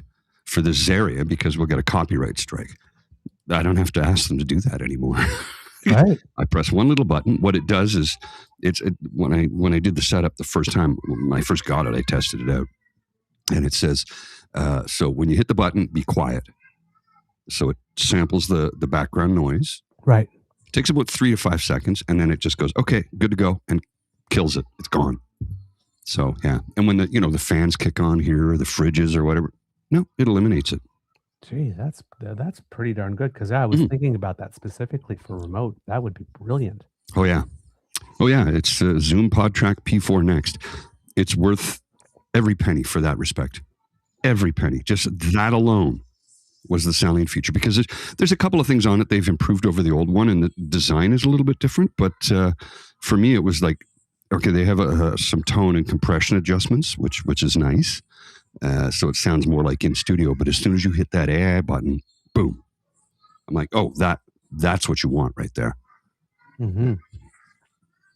That's Sylvie saying here. That sounds like my office headset that mutes everything other than my voice. Yeah, it's AI is what AI is. Now, keep in mind the AI is built into this unit. It's Right. not. This is not connected to the internet. This device. Right. It's connected to the computer, but I can operate it literally on its own and not be online. Right. So, if you wanted to go out and just record an audio podcast with this device, you're not connected to any network or even a computer. You plug your headphones, your mics in, your power supply, hit record, hit the AI button, boom. So it's built into the device that kills any background noise. I'm really impressed with it. Really impressed with it. And like a lot of meeting type software, Zoom, Teams, things of that nature, they do have a mic isolation, noise cancellation thing built in, and it works very, very well. However, I found that if your headset mic is like this and you turn your head and you're not directly in front of it and you say something, or you're using a mic like this and I walk over here, it's not going to pick my voice up as well because I'm further away. It would just mute it altogether. Whereas this, as you can clearly see, does not do that. You can still hear me. Less so because I'm further away, but it doesn't eliminate it. So it's I don't know what they did, but I'm impressed. Yep. That's an asset. That's a good purchase, a good investment. I thought so. It was only like, I don't know, $249 or something. I think I got it on sale. It was a regular $299 on for $249. Okay. I got it on sale. I was watching. As soon as it went on sale, I bought it immediately. Just because it's like, yeah, it's a good device to have. So, and of course, it has this.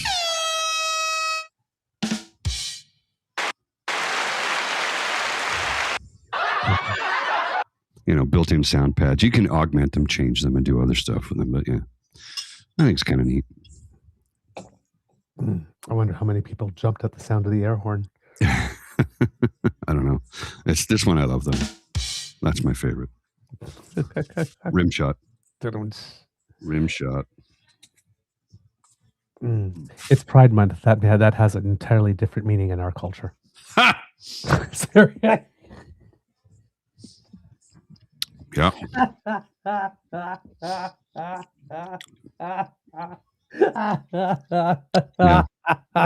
Well, it's like, I got to take the car in for a rim job. What? No, not that kind of. No. So let that be a lesson to you kids. Don't take your car in for a rim job during Pride Month. Somebody may mistake that for something altogether different. Buy one, get one free. Get one for your car, get one for yourself. Hey. I saw something the other. No, never mind. It's too political. I'm not going to bring it up. Never mind. No. I saw something the other day that made me go, I'd love to get your take on this. I have my feelings about it, but yeah, it's really political. So we're just going to sidestep it altogether. We'll talk about it some other time. I don't want to talk politics today. I mean, after watching that football match the other day when Team Canada just did something that had never been done before for the men's, right? Right. There were a lot of comments about how this is the greatest moment in Canadian football history. And a lot of people had to remind some other people, not the commentators, because the commentators caught themselves this time. Yes. This is the greatest moment in Canadian men's football history. Yes. Kind of hard to not catch yourself when they keep on having the camera seeing Christine Sinclair out there cheering, right? Yeah. It's like, oh, yeah, right. They won a gold medal in the Olympics. Right. Yeah. Maybe we should highlight that. So, greatest moment in men's international soccer, association football, right? Soccer. Whereas, it's not the greatest in Canadian soccer, not by a long shot, not even close. The women won the gold medal in the Olympics and the bronze. And the bronze in a game where they should have, in 2012 in London, where they should have been in the gold medal game, other than a strange, the referee being playing by the rules. And the ref did play by the rules, but it's sort of an unwritten rule where it's like the keeper held on to it for more than 10 seconds. It's not deciding factor of the game. Right. If you hold on for it for 13 seconds, is that going to make the difference? Mm. And every commentator said no. Look, they played to the letter of the law or the rules of the game, and I understand that, but I mean, come on, Either way, they won the bronze medal by being robbed the opportunity to play for the goal. Right. I remember that. Yeah, that was 2012. That was London. 14 years ago. Yeah. Yeah. That was. Yeah. Oh yeah. I remember that. That was a seminal moment in my relationship with my former best friend.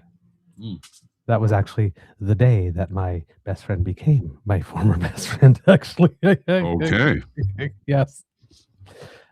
He was staying at my place. And I was supposed to go away for a couple of days. And there were some house rules. One being no guests. And the bus couldn't depart that night. It was the last bus.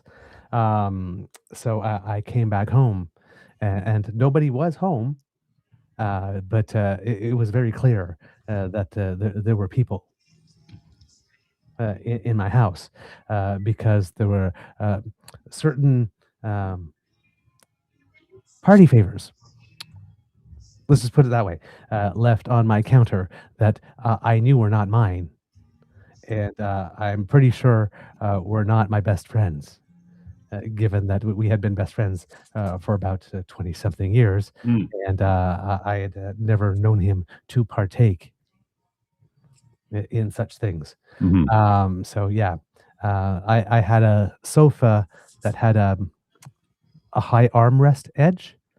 So I'm just lying down on it. So when you come in, obviously you can't see my head because the rest is higher. And I'm watching soccer game from London 2012 on the TV, which they had left on when when they left.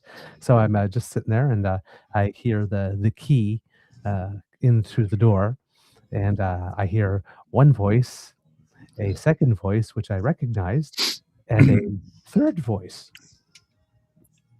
And I'm guessing if they are all coming back home at 2:00 in the morning, they are coming home Lit. to perhaps use my bed for certain activities that I would probably not approve of in my bed. One would. I'm not doing them myself. One of them, the third voice that I did not recognize, sat in the armchair, which was angled such that they could not see me. The voice that I did recognize went to the place where the certain party flavors were left, and I guess that they were preparing some. And my best friend, who was totally shit-faced, came to sit on the L side of the sectional that I was not laying down on, and missed it. He did not see me. Oh, it sat right on you? No, sat there on the L side of it. Okay. And then when the friend who's his friend whose voice I recognized came to sit down, he was about to sit down on me, and then noticed I was like, "Oh, I did it," and then I'm like, "Hi," just waving my fingers, and it took about still. My best friend was so shit-faced that it took about like 3 or 4 minutes for him to realize, to put 2 and 2 together, do the math, and then I saw his face drop like, "Oh God, I'm so fucked." It's like, yeah, you are. Yeah, you are. All three of them left because they decided that they were going to, I guess, go get a hotel room to do the things that they had planned to be doing in my bed that I would not have approved of unless it was me doing them. Yeah. And that's when I picked up the phone and called my best friend and says, because like if you've got money to go get a hotel room, you've got money for rent. Yeah. because I was not charging rent. I was helping out. Yeah. So I picked up the phone and says, I don't know what it is that you are planning to do, but right now I'm putting your stuff in the hallway and I can't guarantee it is going to be there when you come back tomorrow morning. You So might you might want want to come back and get it. He you goes, might you want can't do that. And it's like, well, actually, I'm yeah, doing I can it. and I am. It's like you're a friend that's staying here. You're a guest. Just like you're not on the lease. I can and I am.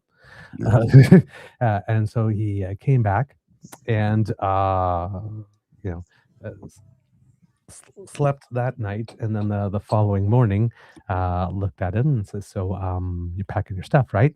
And I go, "Oh, you were serious about again." Yeah. What part did you think was an exaggeration? And again, like we've been friends more than 20 years. When in our relationship have I ever said that if you do X, Y will happen, and you've done X and Y has not happened? Yeah. Yeah. Right? So why would this time be different? And then he's going to grab the keys because the car was down in the parking garage and he needs to come back up and down. And I took them, says, no, no, you won't be doing this. You can buzz. Oh, that's cold, bro. Necessary, but cold. So I I am very easy to get along with because I am very predictable. Mm-hmm. I will tell you. I will give you the roadmap. There's no confusion, but I'm consequential. I do follow through. I have an incredible sense of follow through. It's like, and you think he would have remembered that, but apparently Not. not. So, yeah, I was, yeah, that's probably the coldest I've ever been in my entire life, actually. Well, time and place. But the betrayal was such that, Yeah, necessary. It's like, dude, excise the boil and move on. Yep. Actually, it's been like several years later now. We are on speaking terms again. Oh, that's cool. Yep. Oh. And we like if we bump into each other, like I was never like nasty in the sense, like if I saw him again, I'd like bump and say hi. I wouldn't just like walk by and pretend I didn't. But it's like, clearly things are different. Right. Now, he also tried to sue me afterwards, which that didn't work out well for him either. Well, one would think. Well, like let's put it this way, right? Again, National Public Speaking and Debating Team of 1992. If there's anybody that knows how to make an argument and make it airtight, it's kind of me. And given that he didn't really have any basis to sue, there was kind of like a whole bunch of holes throughout the story, and so. Like he wrote his statement of claim, and my statement of counterclaim was about twice as long with every like number 1, number 2, number 3, number 4. This particular sentence, that's a lie. That's not okay. That's not factual. This is always. You really wasted your time and money on that one, didn't you, buddy? Yeah, you did. So it's like you're on my turf now, right? It's like if we're going to play this game, I'm happy to play, but let's be clear, I'm better at this than you. Well, clearly. Right? So it's like, but so that one kind of made it such that we didn't talk to each other for about 6 or 7 years. It's like, dude, you tried to sue me. It's like, what you're gonna see. It's like, what do you think? I'm gonna call you out and invite you to pizza afterwards, right? We could have a cup of coffee and you can pay for your own. Pretty much. It's like as I was leaving the courtroom, because for some reason he thought like a small claims court that everything was going to be resolved on the first day, and the first day is just sort of like, have you guys managed to talk and come to an agreement? No, okay, but then we're going to set a date. Well, he didn't know that. I knew that, right? It's going to cost you more money. Yes, exactly. And it's like, wait a minute, it's April and this thing is not going to be heard till September. But Yeah. I kind of need the money. I was trying to sue him for now. I was like, well, yeah, you're not going to get that. And I was like, Doesn't work that way. I'm like leaving the courtroom and said, it's too bad you did that because I had an offer for you. Because right now I'm thinking like, how much is it going to cost me to make this go away? Yeah. Right? Yeah. Rather than here's a few bucks. Rather than trying to win. Yeah. Right? I wasn't seeking to win. I was just like, okay, what's it going to cost me to settle this? Because I'm not giving you that. That's for sure. Well, the amount that you're asking for, that's ridiculous. Like this, but I'm happy to give you something to make this go away. So I said, I had an Stupid offer as a for you, stupid but does, right? Like, I know. And it's like, but like he was the one that had to speak first because he was the complaint. So he goes, yeah, "Are you ready to settle things down?" And he says, "Yeah, Your Honor, I'm willing to settle if he's willing to give, if he's going to give me everything I want. I'm willing to get, willing to walk away from this." And it's like, well, uh, not how. girl, that ain't going to be No, happening tonight. that's not a negotiation. No, no. So yeah, as we're walking out, and I said, it's like, and then I was connected with my inner babe in total control of Mhm. herself, um, and said, it's really a shame that you said that, and it didn't get. That's where the session. The hearing ended, right? Because he asked me, "Are you willing to do that?" No, and okay, so we're going to set a date, and I didn't have to say anything else. Says because I had a wonderful offer for you, but when we have to come back in September, maybe we should invite your dad over to come and watch and see how that affects your inheritance. I'm sure he'd love to know what you've been up to. And that kind of left him a little destabilized. And then about 2 months later, there was a piece of mail that came for him Mhm. at my place. So I called him up, says, I have a piece of mail for you. Would you like to go grab lunch and you can hear the offer that I was going to make you 2, 3 months ago? He goes, yeah. And for some reason, he was very, very amenable to making an agreement Well, that day. And then we didn't speak for about 6 or 7 years, and then like this. But I would like nod my head, and it's like hello, acknowledge, and then one day it was pride because we bumped into each other, and then we decided to have a drink together and hung out and had a conversation and whatnot. So we are now back on speaking. We're clearly not best friends again. well, no, I mean, but But but but you could but have a conversation without wanting to punch each other in the face, right? exactly, yeah, we can be civil, social, and even share a good laugh and remember the good times. But Right. but yes. Uh, but yeah, I'm really sweet, but I can again like don't underestimate my kindness for weakness and never Mhm, underestimate mhm. the quiet ones. Well, I've said that to people in the past. I said, "Do not underestimate my kindness for weakness. I'm very Canadian. I will be very kind and very polite, and I have the ability to put up with a lot. Hmm. But when you push me past my breaking point, we have two modes. I'm sorry. You're going to be sorry."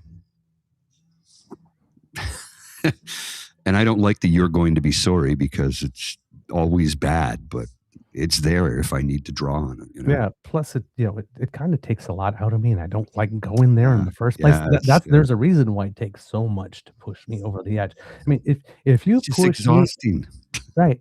Well, exactly, right? And that was the whole thing with the thing. It's like, listen, it's like I know I'm right and I can get 100% of everything. But Mm, that's going to be going back to small claims court for X number of time and all that kind of stuff. Or so, like, I want to avoid all that. So, yeah. whatever number it is going to like cost that I'm not going to like feel bad about myself saying, I got had or whatnot. Because I mean, I was going to be had. 1 cent was being Mm, had. But right. it's like, what is the cost? What is the price of peace of mind? And what is the price of just not having to handle this for the next year and a half? Mm, Like this, I- I'm willing to pay that price. I was happy to do that. I sat there and I did the math. How much is it going to cost me emotionally, stress wise, and all that kind of stuff. mhm, It's like, and I mean, it's like he is my former best friend, right? And have right. gone through a Right. tough patch. It's like I don't want to leave him, like throw him to the wolves or the sharks. So it's like, you know, I had a number in mind, Right. right? And I'm thinking, so, and that's what we settled on. I just presented a number, and he just said yes.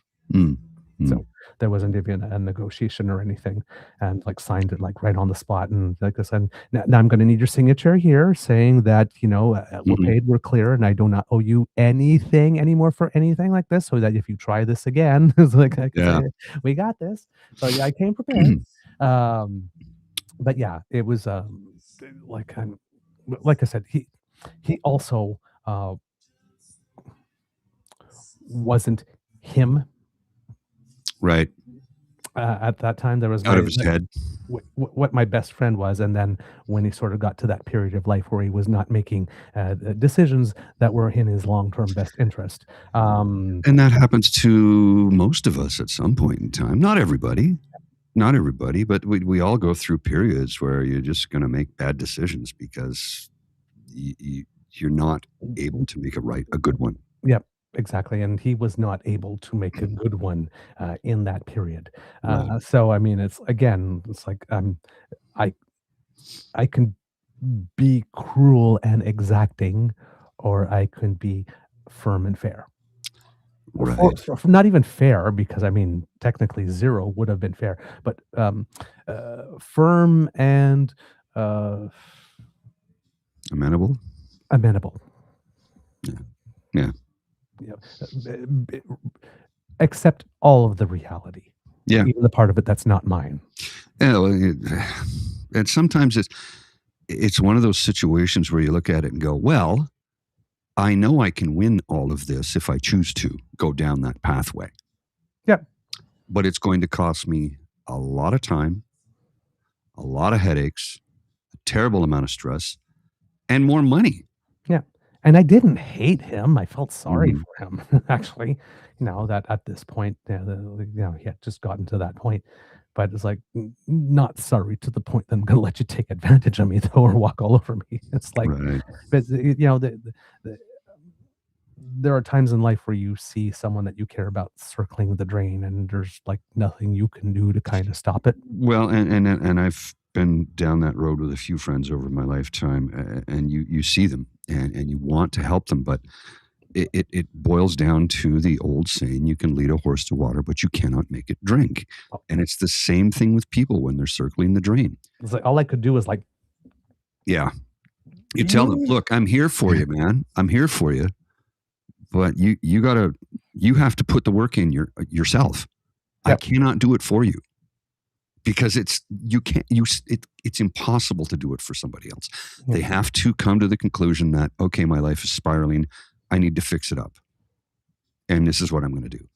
They yep, have to come to that decision on their own. You cannot make somebody do it. no, And if you try and force somebody into that situation, trying to, whether it's drugs or alcohol or gambling or whatever it is, yep, if you try and make them break their addiction by, here's what I'm going to do, I'm going to send you no, it won't work, yep, because you're telling them that they're wrong and they don't believe they are because they're not in their right headspace at the time, exactly, and they're just going to dig their heels in, and that's it. yep, and You that's cannot force somebody. You can't. They have yeah. to want to do it of their own volition. And I think that was one of the reasons that allowed me to be so cold in that key moment, Right. because at that moment, I realized, when I came back and I saw that, it's and there had been some stuff happening before, like, I saw that he wasn't really taking the steps that he needed to help himself Mhm. yet, Mhm. and I'm thinking, "Okay, well, maybe there's, like, a sort of like a transition phase or whatnot like this, he needs some time to go through it, and, okay, wait a minute, I actually am stable here, I can." So, I was enduring certain things, but then I realized it's like, I'm not helping, I'm just Yeah. enabling. Well, and this is the thing, and especially when you're that young, it's difficult to realize that you are enabling because you think you're helping your friend who's going through a rough patch. When you come, eventually you'll come to the conclusion that I'm not helping. I am an enabler. Yeah, And the only way I can help them is to walk away. and it has to be it's like a Band-Aid, right? Like I Yeah. say in French, un petit coup sec, right? It's One sharp thing. it's really difficult to do when you're young. Oh, it killed me. Yeah, because you just want to help that person because you love and care about them, but you you're not helping them right now. Yeah, and it's really weird. Sink or swim, and they have to learn to do it on their own. Yeah, Right. and that was the thing with the other thing is with the money, because I knew he had some place, uh, when I kicked him out, I knew he had some place to go for a few months, Mhm. and then after that, I knew for the summer, right, he had a trailer at a campground, You'd be so fine. he would be Yeah. fine, but he had to pay his season fees. Mm.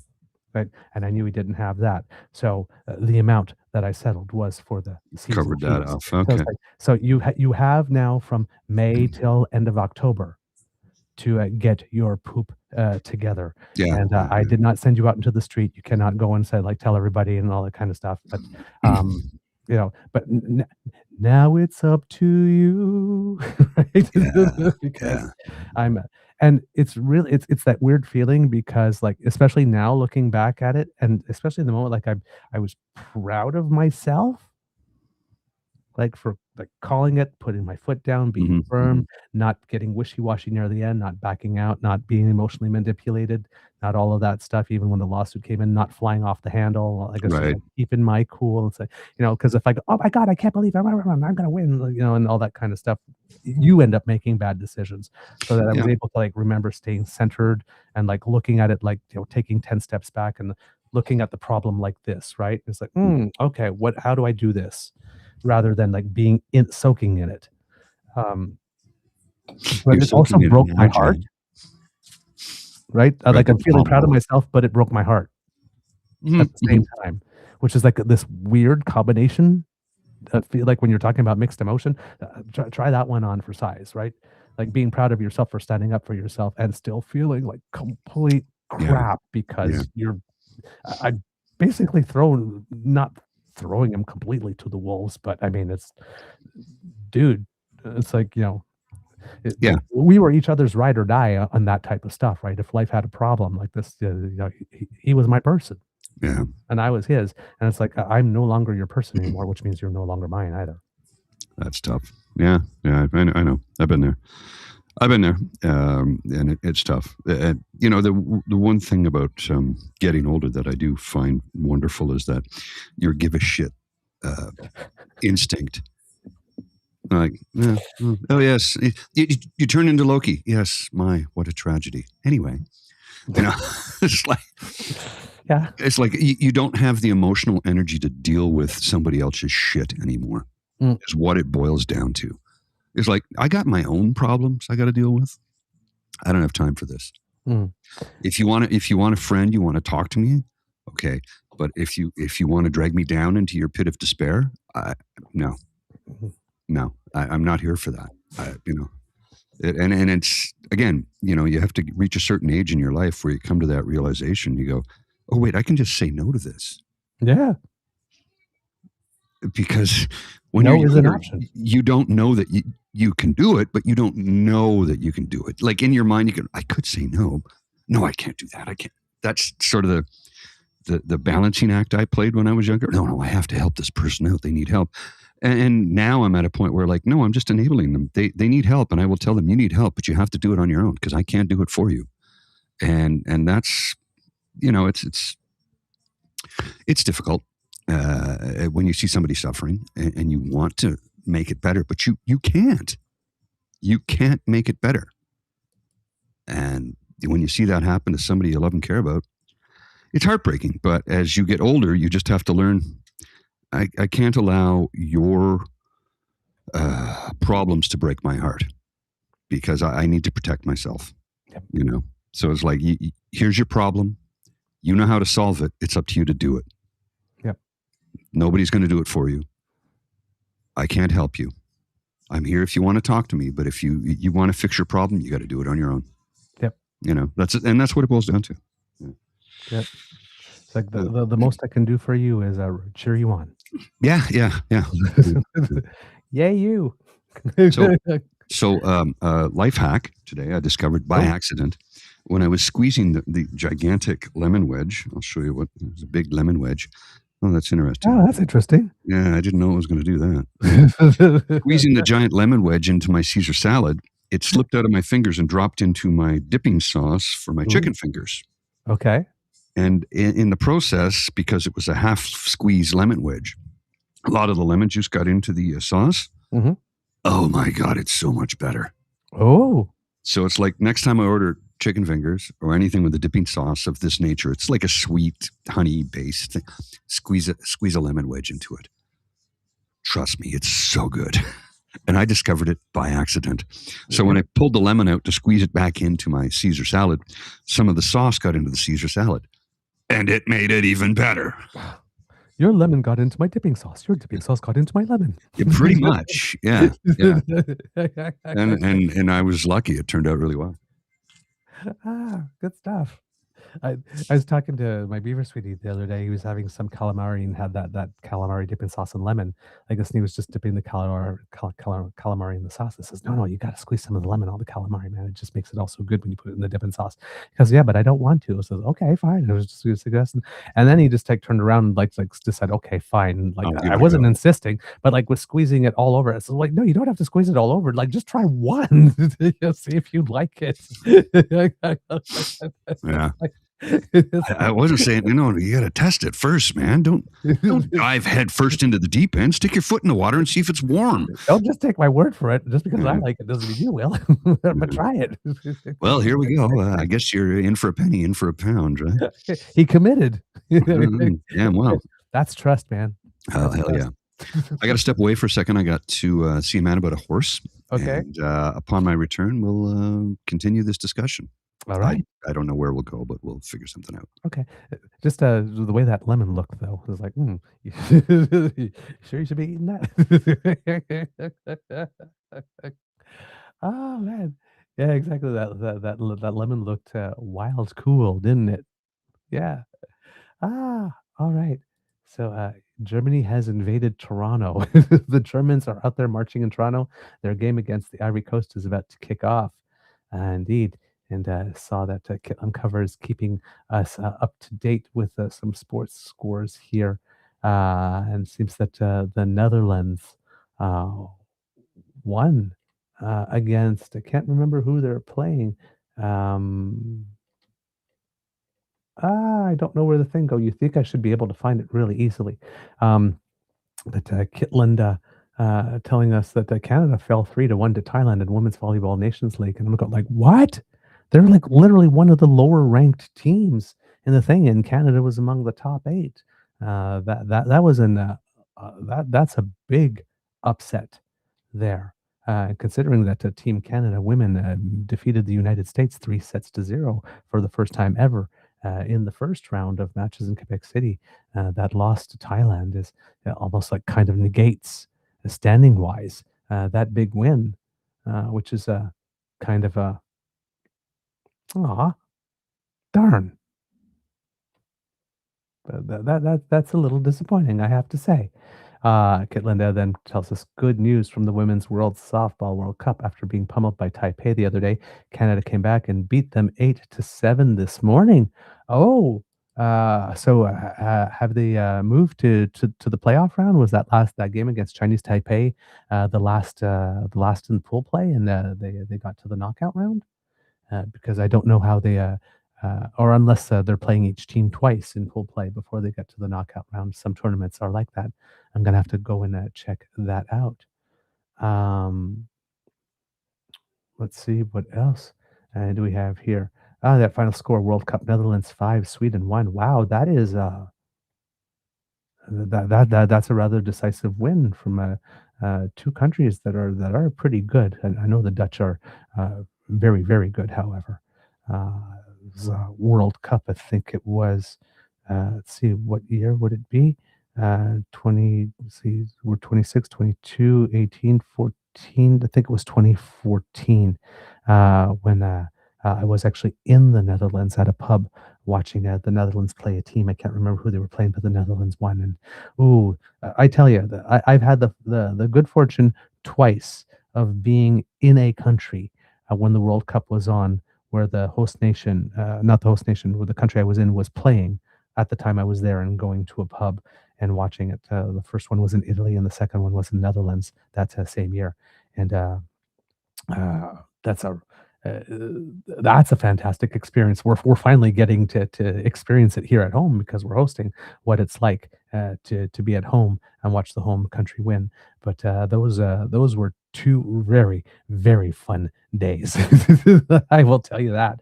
There is nothing like being with a bunch of Italians in a pub in Italy watching Italy. It was Italy and the UK playing, and Italy winning, and seeing what the vibe in the place is.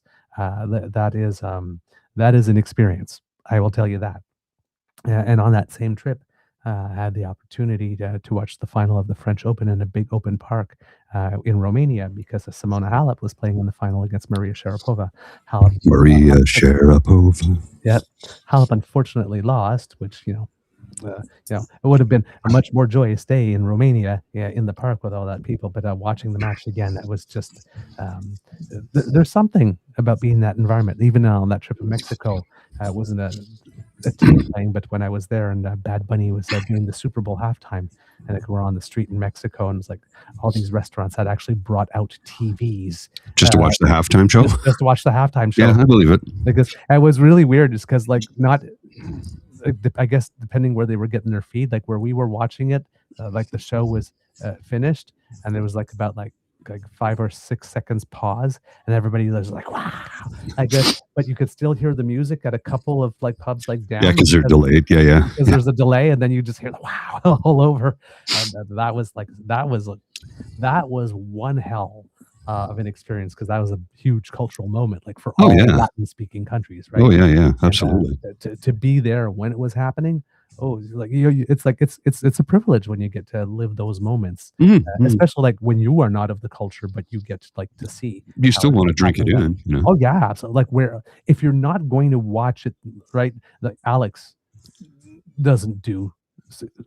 Alex likes classical Baroque music, right? He's not, and he's not rocking out at a Slayer show, or no, and he's not an NFL guy, right? Yeah. And it's we were about to walk by, and it's dude, just you have the opportunity, it's a cultural moment. You should take it in. Everybody is going to be talking about this, and you happen to be in Mexico when it was the only better place to be would have been Puerto Rico, right? Yeah. So I mean, it's like take this in and drink it in, so you can talk about it later. He was happy that I made him stop when it was done. It's okay, I get it. It's well, let's continue to talk about sports for a second here, if we shall. I'm going to talk about hockey, specifically Canada, specifically the CBC. Yes. And the amount of people who are bent out of shape that Hockey Night in Canada is ending. Yes. Are the same people who are screaming to defund the CBC. Not getting political here. This is the arts, and the mental gymnastics one must have to do. Right. To come up with, you should have bought this. But I thought you said you didn't want them to have money anymore. And these are the same people that when the rights for the Hockey Night in Canada theme song came around said, you know what, that's too much. That's too much. Yeah. I was I'm having trouble figuring you guys out, really, seriously now. You're drunks driving down the freeway, occupying every frickin' lane. Pick one and stick with it. I'm right with you. And this is not political. This is just stupid people saying and doing stupid things of which they know nothing. It's like showing us their cards. Yeah. They're the worst poker players in the world. Hey guys, is this good? Is this hand good? Yeah, that's great. That's a great hand. Yeah. Well, it just kind of brings out the whole performative part of it. Yes. There's this music video out for a band called Flow, FLO. It's I think a British. I can sort of vague imagery in my head of them. Yeah, girl group, and it's called Leak It. So it's really meta, right? About leak it, too hot to keep it secret. My body's on my phone is overheating, right? So it's all about how people are using social media, but particularly the whole thing about girl bands, right? And it's there's a feud between them. What's happening, right? And then somebody does something wrong, and so they're at this sort of retreat to turn irrelevance into relevance. So they're sitting there like this, somebody's having drinking something, and somebody holds up a sign, say something controversial, because this tastes like a shit. And it's and then you see somebody put the hands up with a clipboard, right? Thumb up the clipboard. And at the end of it, you see all three of them at desks this doing the apology video. Oh yes. I'm so sorry. This, the other one, it's the other one, talking. We all make mistakes, and then the last one is sitting there going, "This is not who we are." Yeah. And this, and then she's looking this way, and they see the eyes go, "Is that right?" Did I get it right? Yeah. Well, and my favorite one is, I'm going to issue an apology, and I'm sorry if you were offended. That's not an apology.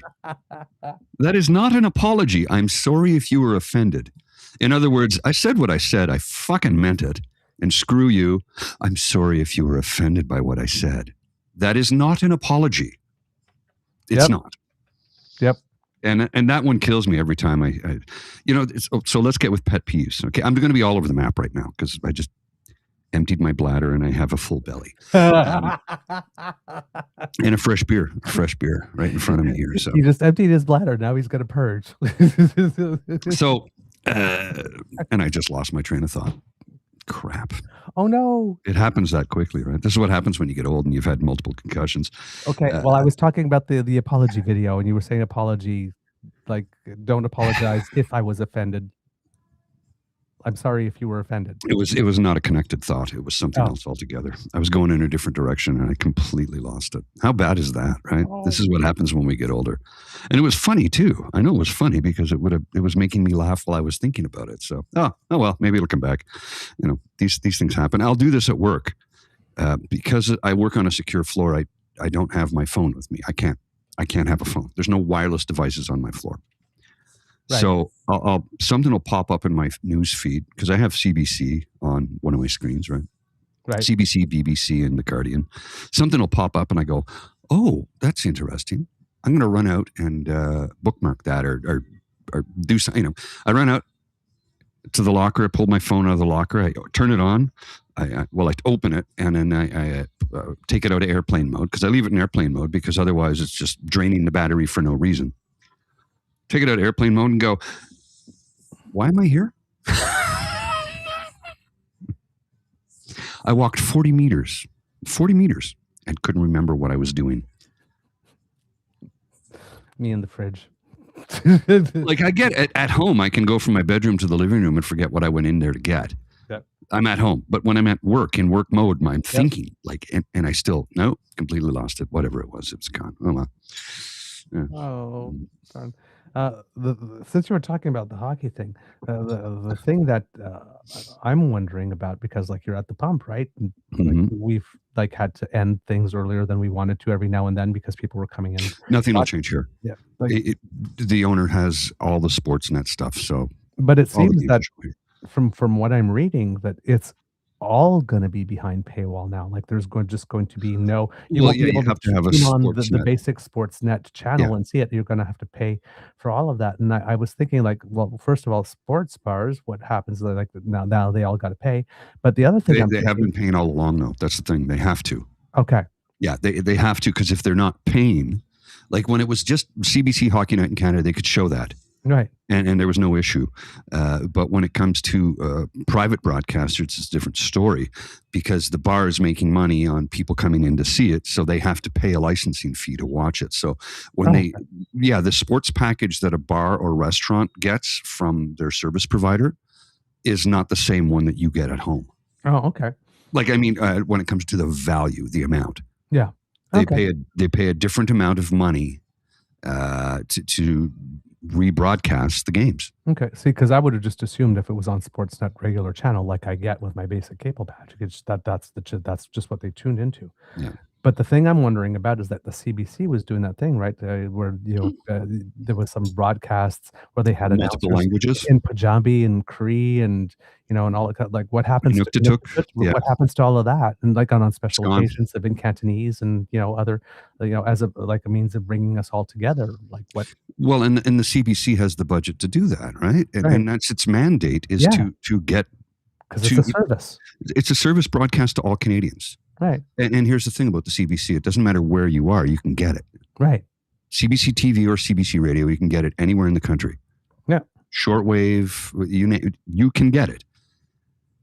There's areas of the country where a satellite package might be available, but a cable package isn't. Right. And the satellite package is a lot. If you're like in a far rural area, there's no cable TV, right? Right. So you get a satellite. Okay, fine.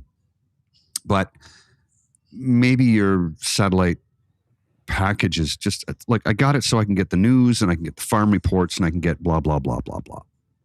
You don't want to spend another $400 some to get the entire package so I can watch my favorite hockey team. Yeah.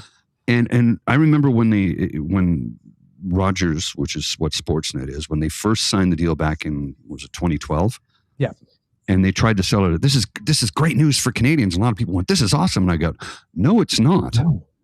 I said, if you are somebody who can't afford a sports package, you're out of luck. Yeah. You're not going to watch your team. Look, they showed a Saturday night game on CBC since 2012. Right. But, it was either Toronto or Montreal. Yeah. And it was like arranged by Sportsnet and whatnot, and they got all the revenue and all that. That's right. CBC got nothing. Decisions. CBC was just carrying it. They were just rebroadcasting it as the service provider that they are. Yeah. So, the amount of mental gymnastics folks have, why aren't they? And listen, I have a personal bias. I'm not a big fan of Sportsnet to start with, because you know me, I love tennis. Right. And now the National Bank Open, but at the time with the Rogers Cup was called, TSN had the rights to that, and then Sportsnet went and got the rights. And the coverage on Sportsnet is atrocious. Comparatively speaking, yeah. Because there's the main court and there's the secondary court, like the main court and the number one court, and then they have all the side courts. Well, on TSN, you could see they had 5 stations, 1 to 5 like this, and you could see men's and you could see women's, and pick one, yeah. And they would show you the main court and they would show you the small court. So like they had 4 of the channels for it. This one, and since they changed, because remember, men used to play one week and the women used to play the week after. Now they play the same week, right? Which again pissed me off, because I would go to the men's tournament and then I would go to the women's tournament after. Now I have to pick one, I can't watch at the same time. And it'd be so, well, they'll give it a Grand Slam feeling, but they're not playing in the same city. Right? Yeah, one's in Montreal, one's in Toronto. And they're playing at the same time. So now they're competing for airtime. So sometimes, and they're only dedicating 2 channels, and sometimes both of the channels are showing the men, even though the women are on. And it's just like, come on, like help. Really? Like really? And sometimes the Canadians playing on court run rather than the main court, and they're showing the main court and they're not showing the Canadian. And it's like help yourselves here, people. Well, you can watch it online, but if you watch it online, again, like you have to pay for that to see it on the other court. Extra, and it's like, come on, people. Yeah, and I can afford to get all that now. Nope, ain't doing it. I didn't do it either. I can afford to do it. I'm not doing it. It's not just out of spite. It's out of anger. Like, not spite, anger. I'm angry about this. Yeah. They're like, we couldn't come to a resolution. I'm like, so I'm going to guess Sportsnet gave them a feed. They chose which game they got to show and review, cover, and they got no revenue from it. Well, I think this time they probably wanted them to pay for the rights to rebroadcast something that they wouldn't make any money on. Yeah. You do recognize that prior to this deal back in 2012, a large part of the CBC's budget was funded by Hockey Night in Canada. Literally, that's what funded a large part of the network. And it's, well, I don't care. I don't like hockey. Yeah, but you like the news? You like the local news? Because in case you hadn't noticed, all the private broadcasters are shutting down local news stations. All of them are shutting them down. Right. Unless you're in a major city, there's no local news on television anymore. Just doesn't exist. CBC has local news, local affiliates. CBC has local radio. Now, again, not every town has a station. Right. Like there's CBC Ottawa, which covers basically Eastern Ontario. But if you're anywhere in Eastern Ontario, you can get it. Right. So it's just look, 91 years that CBC has been broadcasting. Yep. 35 to 52 was radio.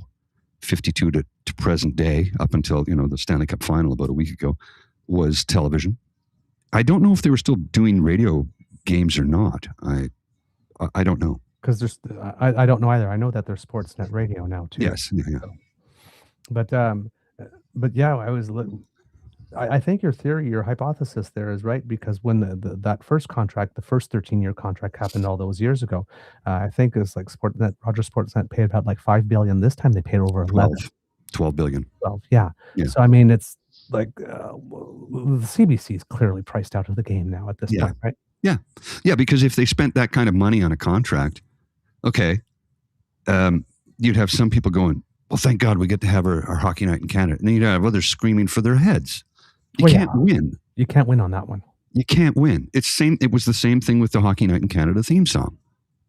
They were priced out of the market, and people lost their shit over that. Yeah. I'm like, look, again, they can't win.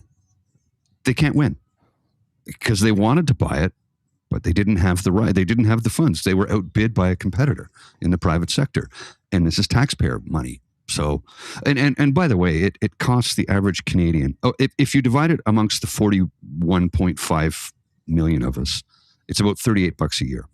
But if you divide it amongst the tax-paying citizens, because if you're a child, you're not paying taxes, and a lot of people are incapable of paying taxes because they don't work, and et cetera, et cetera, et cetera. It costs the average tax-paying Canadian $83 a year. Yeah. 83 a year. Yeah. Look, even when I was dead broke, I could still afford that. Right. Like, what's that, $7 a month? Yeah. I mean, come on. See, I was thinking of doing the same thing for tennis, because I watch a lot of it, and not every tournament is even covered. So I thought, getting a subscription for that, because I watch enough of it, particularly just the Grand Slams alone would make it worth it for me. But I'm sitting there and it's like, oh, if I want to watch the men's tennis, I have to get either Sportsnet or Tennis TV. But if I want the women's, then I have to go to DAZN. Yeah, DAZN. So I'm like, I need to buy, if I want to watch tennis, I've got to buy two, so I can see men and women. And then because the Grand Slams we have the WTA for women and the ATP for men, right? But the Grand Slams are actually run by the ITF, the International Tennis Federation, specifically.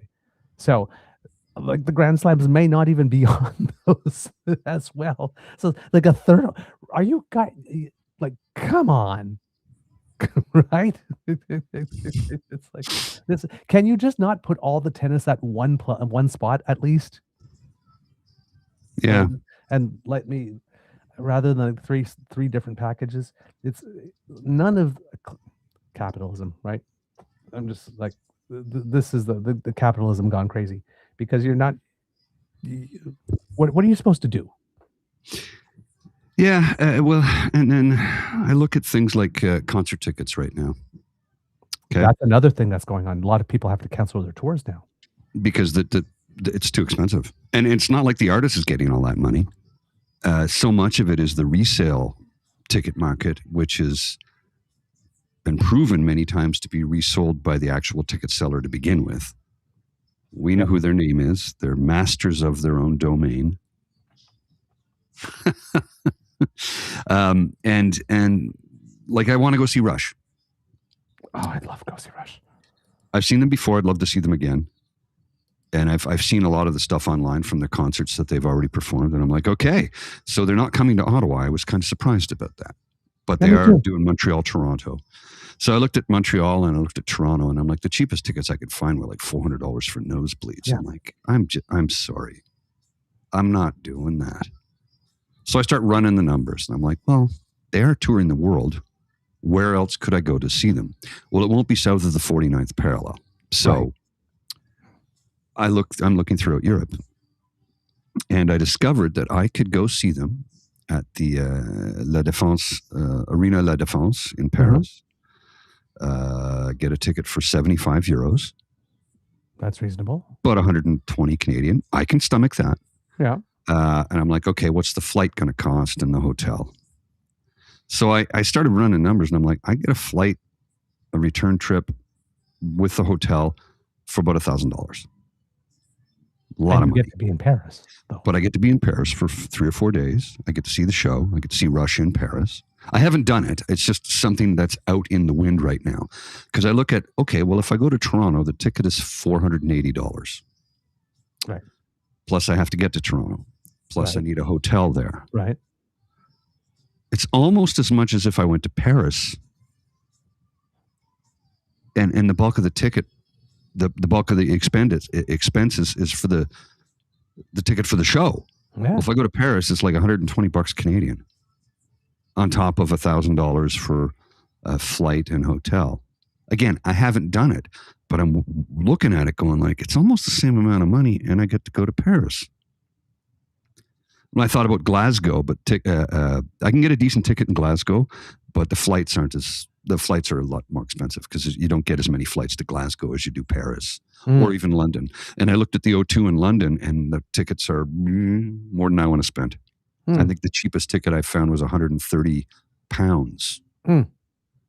You're approaching the $300 mark right there. And I'm like, unless I can get the flight and the hotel for $400, no, it's just not working out. But yeah, I can get a ticket to the La Défense Arena, and I've been to La Défense. And the new arena, it's only a few years old. It's right behind the Grand Arch. You've been to Paris, right? Yeah. So you know the Grand Arch in La Défense? It's right behind it. You can literally so there's a train there's a subway station, a metro station. You get off and you come out, there's Le Grand Arch. You walk about 200 meters, there's the arena. So it's right behind it. So it's what I'm saying is it's attainable, it's possible. I don't think I'm going to be doing it. Now that wouldn't cut until that's next March. February. I just went to look. February. Okay. So yeah, March I think is in London. February is in Paris. And I'm like, that doesn't cut into it. That's next year's vacation time. Right. So I'm not burning 4 or 5 days this year for a concert. It starts to look a lot more enticing, Well, and the Toronto shows, by the way, are the Saturday night show. I think there's a Friday and I think it's Friday, Sunday. Mm-hmm. There's 4 shows in Toronto: Friday, Sunday, Tuesday, Thursday, I think, or something like that. And it's like, well, the Saturday show the Friday show isn't happening. It's sold out. You're not getting a ticket. I'm not paying $1,000. So it would have to be Sunday, which means I'd have to, go up, say, Sunday morning, perhaps, stay Sunday night and come back Monday, which means I have to take a day off work. Right. So I'm looking at almost as much money to fly to Paris. Yep. Well, let me sweeten the pot for you, my friend, because I've never had the opportunity to see Rush before. So if that is something that you were doing, hotels cost less when they're split too. Yes. Well, let's float that out there. Let's float that out there, man. I mean, why the hell not? You've never seen Rush. You'd like to see them. I would. Go to Paris for like 3 or 4 days? Come on. Listen, Paris. Not only will you see Rush, but there's few better places to go see some jazz too. Yeah, Caveau de Houchette on Houchette Street in Paris, the Cavern Club in Liverpool, England, where the Beatles became world famous. That was patterned and designed directly after the Caveau de Houchette in Paris. Yeah. That I've been to many times. It's my favorite jazz club on planet Earth. 40 Rue des Lombards. Yeah. Shit. Let's float this. Let's see if we can make this work. It's next March. Or February. Next February. So again, like I said, long. I'd be happy to miss a curling match or two. Well, it's a long time to budget for it. Number one. Number two, it doesn't take away from my vacation time this year. So yeah, let's look at that, and we'd record a lot of video. We'd probably do a live podcast or something. Yeah, why not? Right. Vivre in France, vivre in baguette. Je suis le grizzly. Je suis le grizzly. It rhymes. Bonjour tout le monde, ici votre beaver à Paris, France, avec my really thick accent. For you. Oh, you just have to go. All you have to do is boof. Yeah. Just say boof to everything. Boof. Well, you're local. There's throughout Paris. There's I don't know if it's a boulangerie or a patisserie. It's Paul. That's just the name of the store, Paul. And it's either a bakery or a deli, or I can't remember. And I saw there's a picture of me back in like 2003 with blonde hair, full head of hair, standing outside of Paul underneath the sign like this. And my friend Vanessa took the shot of it. So, yeah. Anyway. I think in that Romaine, I can't remember what type of store it is. But there is one. Uh, okay, they're cosmetic stores called Douglas Oh, in Romania. Douglas, though. yeah, Romania. Not really a typical Romanian Yeah, name. I remember when I was there. It was like the Alex was like, took me like I think we did the same thing. Took a picture with the sign somewhere. Well, I mean, if we're going to get into strange names and strange places, can we talk about the apostles, Matthew, Mark, Luke, and John? Okay. Really? Matthew, Mark, Luke, and John. 2,000 years ago in that part of the world where everybody spoke Aramaic. Really? Yo, Mark, what's up? Like, really? Jesus was white. No, he wasn't. If a baby was born white in that part of the world at that time, they probably would have killed it because they thought it was a demon or something.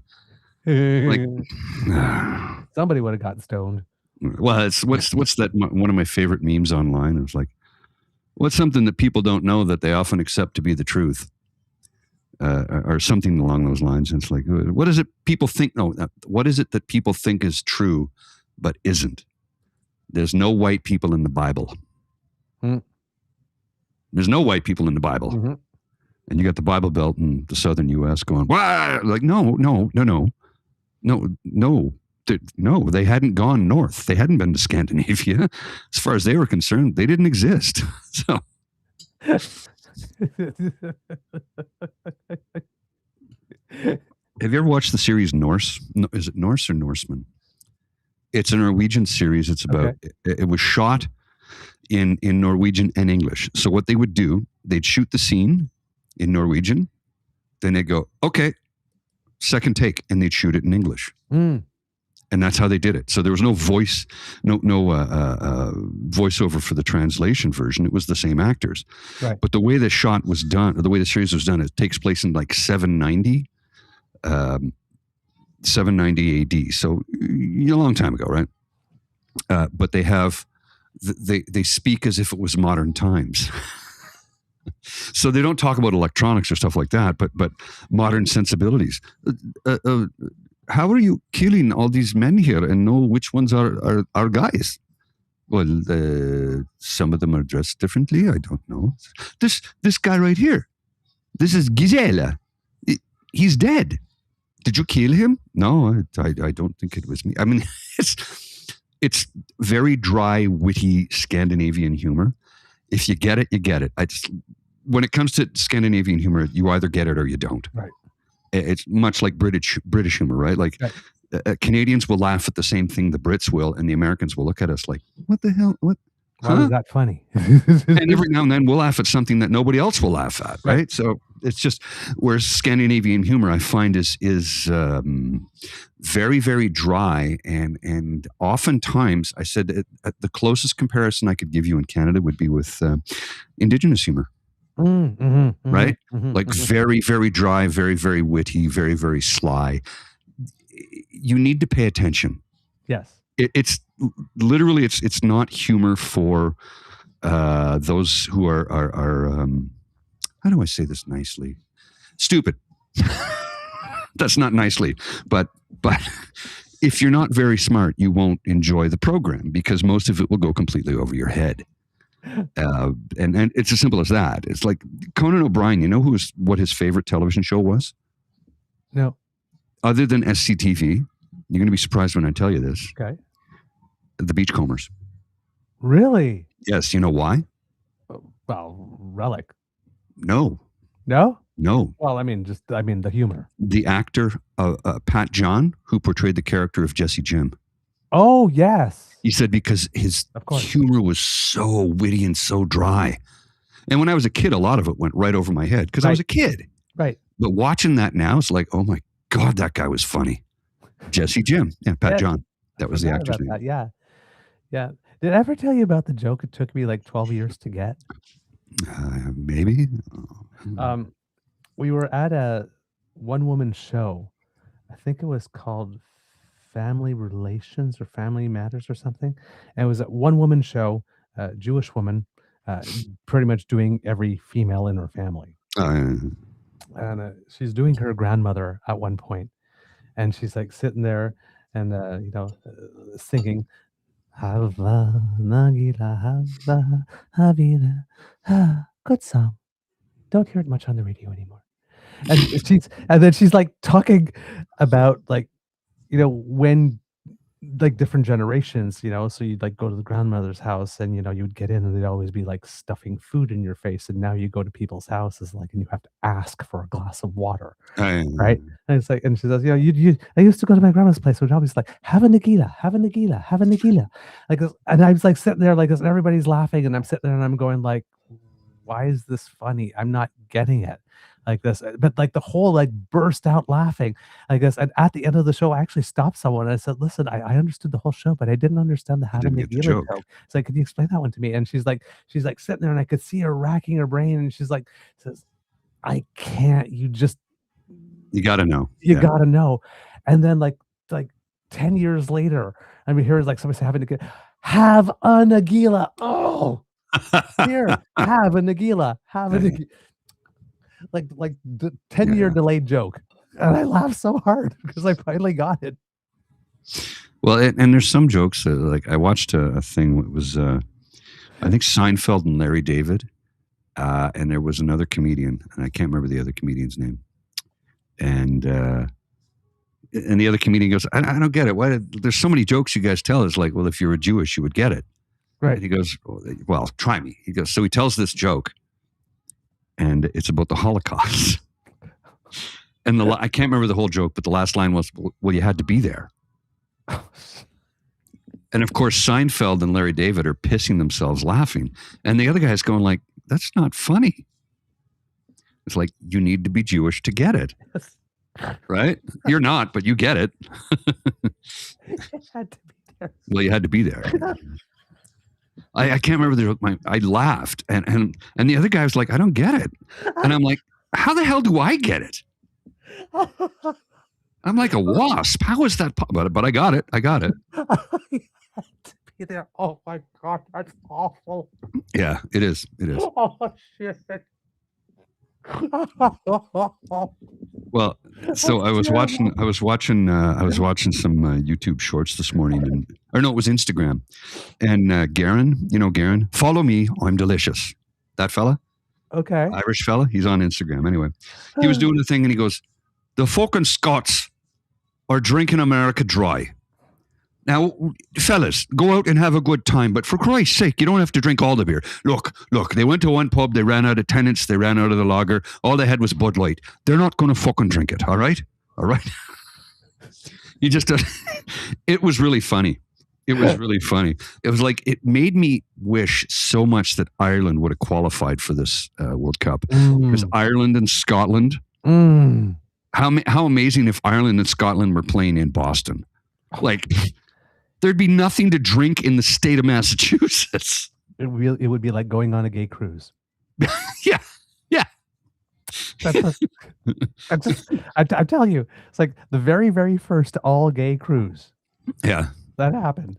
They ran out of alcohol in the first 3 days. First day. The first day. First day. They put as much alcohol on the cruise that they thought that they would need for everybody if they had like the senior crowd. Right. Gone in one day. Yeah. And that first year it was like everything was all inclusive. From that point on, it was non-alcoholic drinks are included, but you buy your own booze. Yeah. They don't do all-inclusive drinks anymore on any of the cruise ships. Yeah. You have to buy drink packages. I'm like, what? They go, well, it's because people just, would go nuts. And I'm like, yeah, I guess.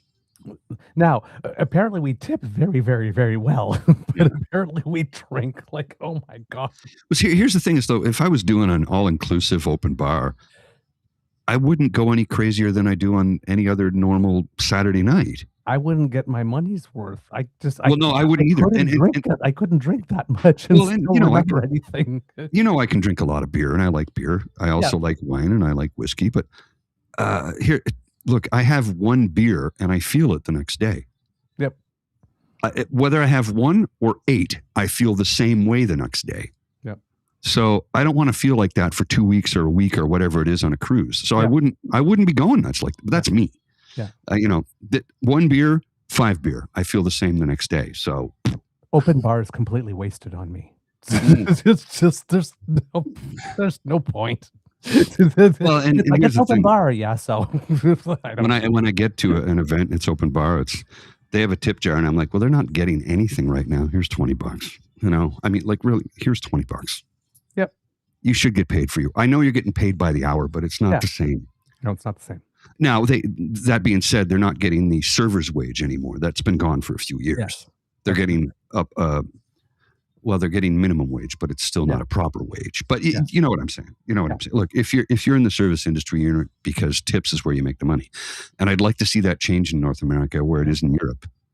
Because you go to Paris and you'll have a glass of house wine, house red, and it's spectacular, and it's like €3.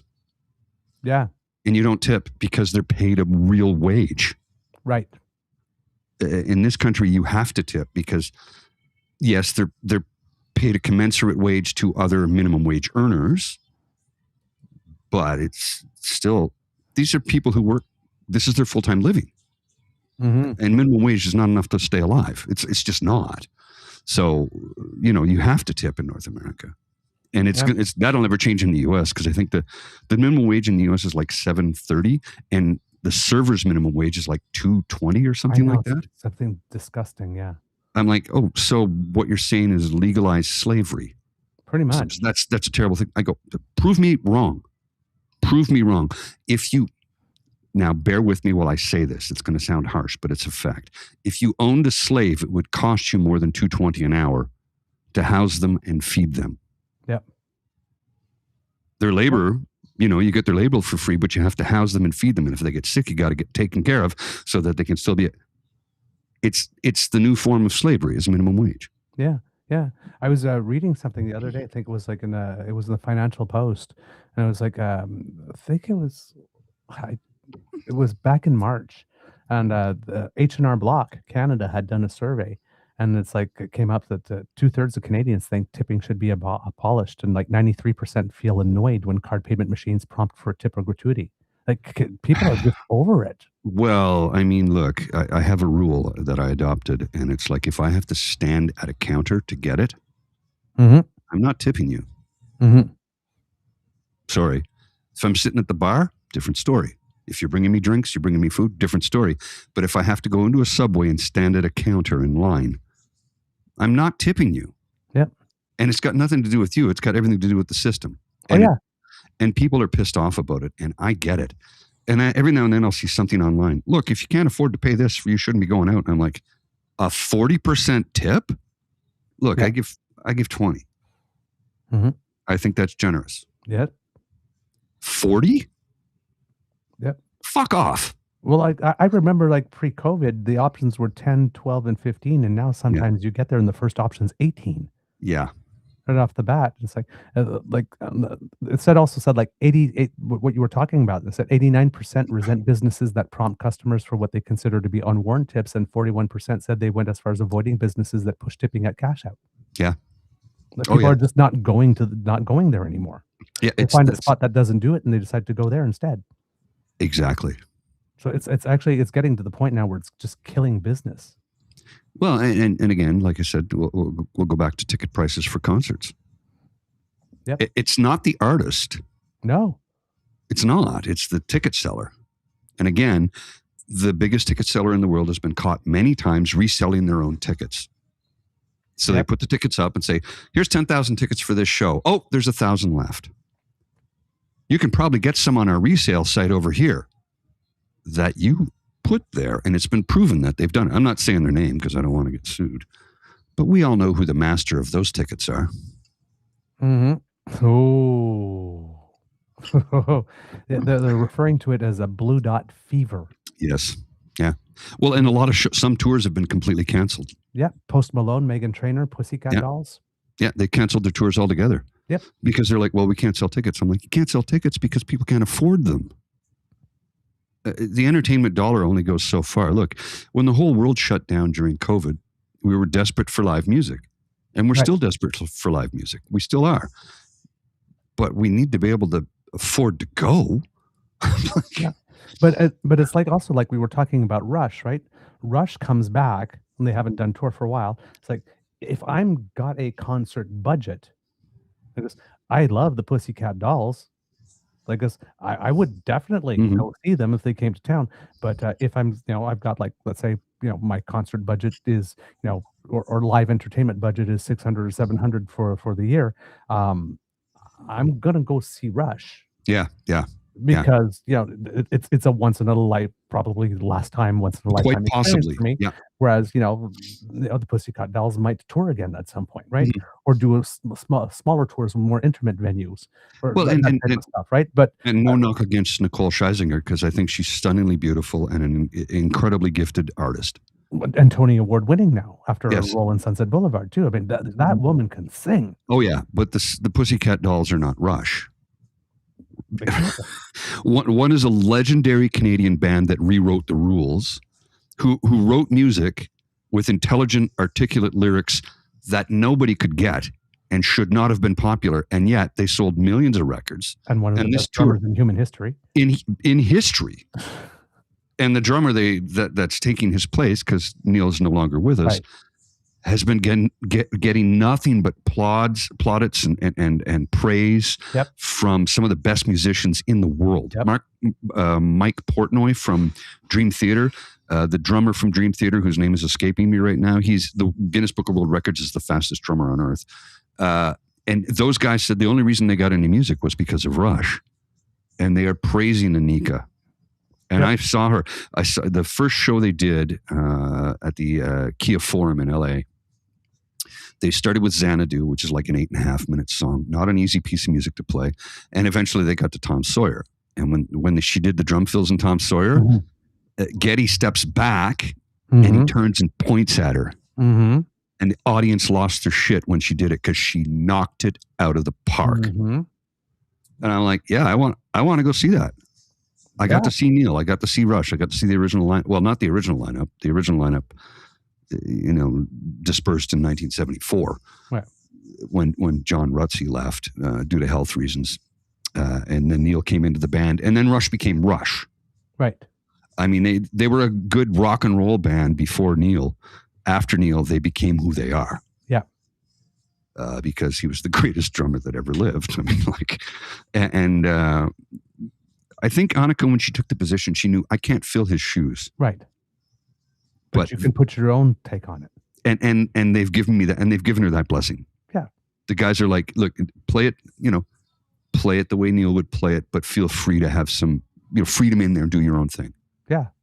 So they rehearse for months. But yeah, you have to. You can't, otherwise you're just a machine, and that's there's no artistry in that. You're just copying, Yeah. And plus, if you're just copying, it just leaves it so much open to, okay, but not as good. Yeah, right? yeah. It's like, yeah. so just do your own thing. Like do the stuff that's there that everybody knows and recognizes and expects to be there, because Put your own twist on it, though. Too much. Yeah. Right? But then just have at it, man. Put your own personality. Bring all of yourself to it.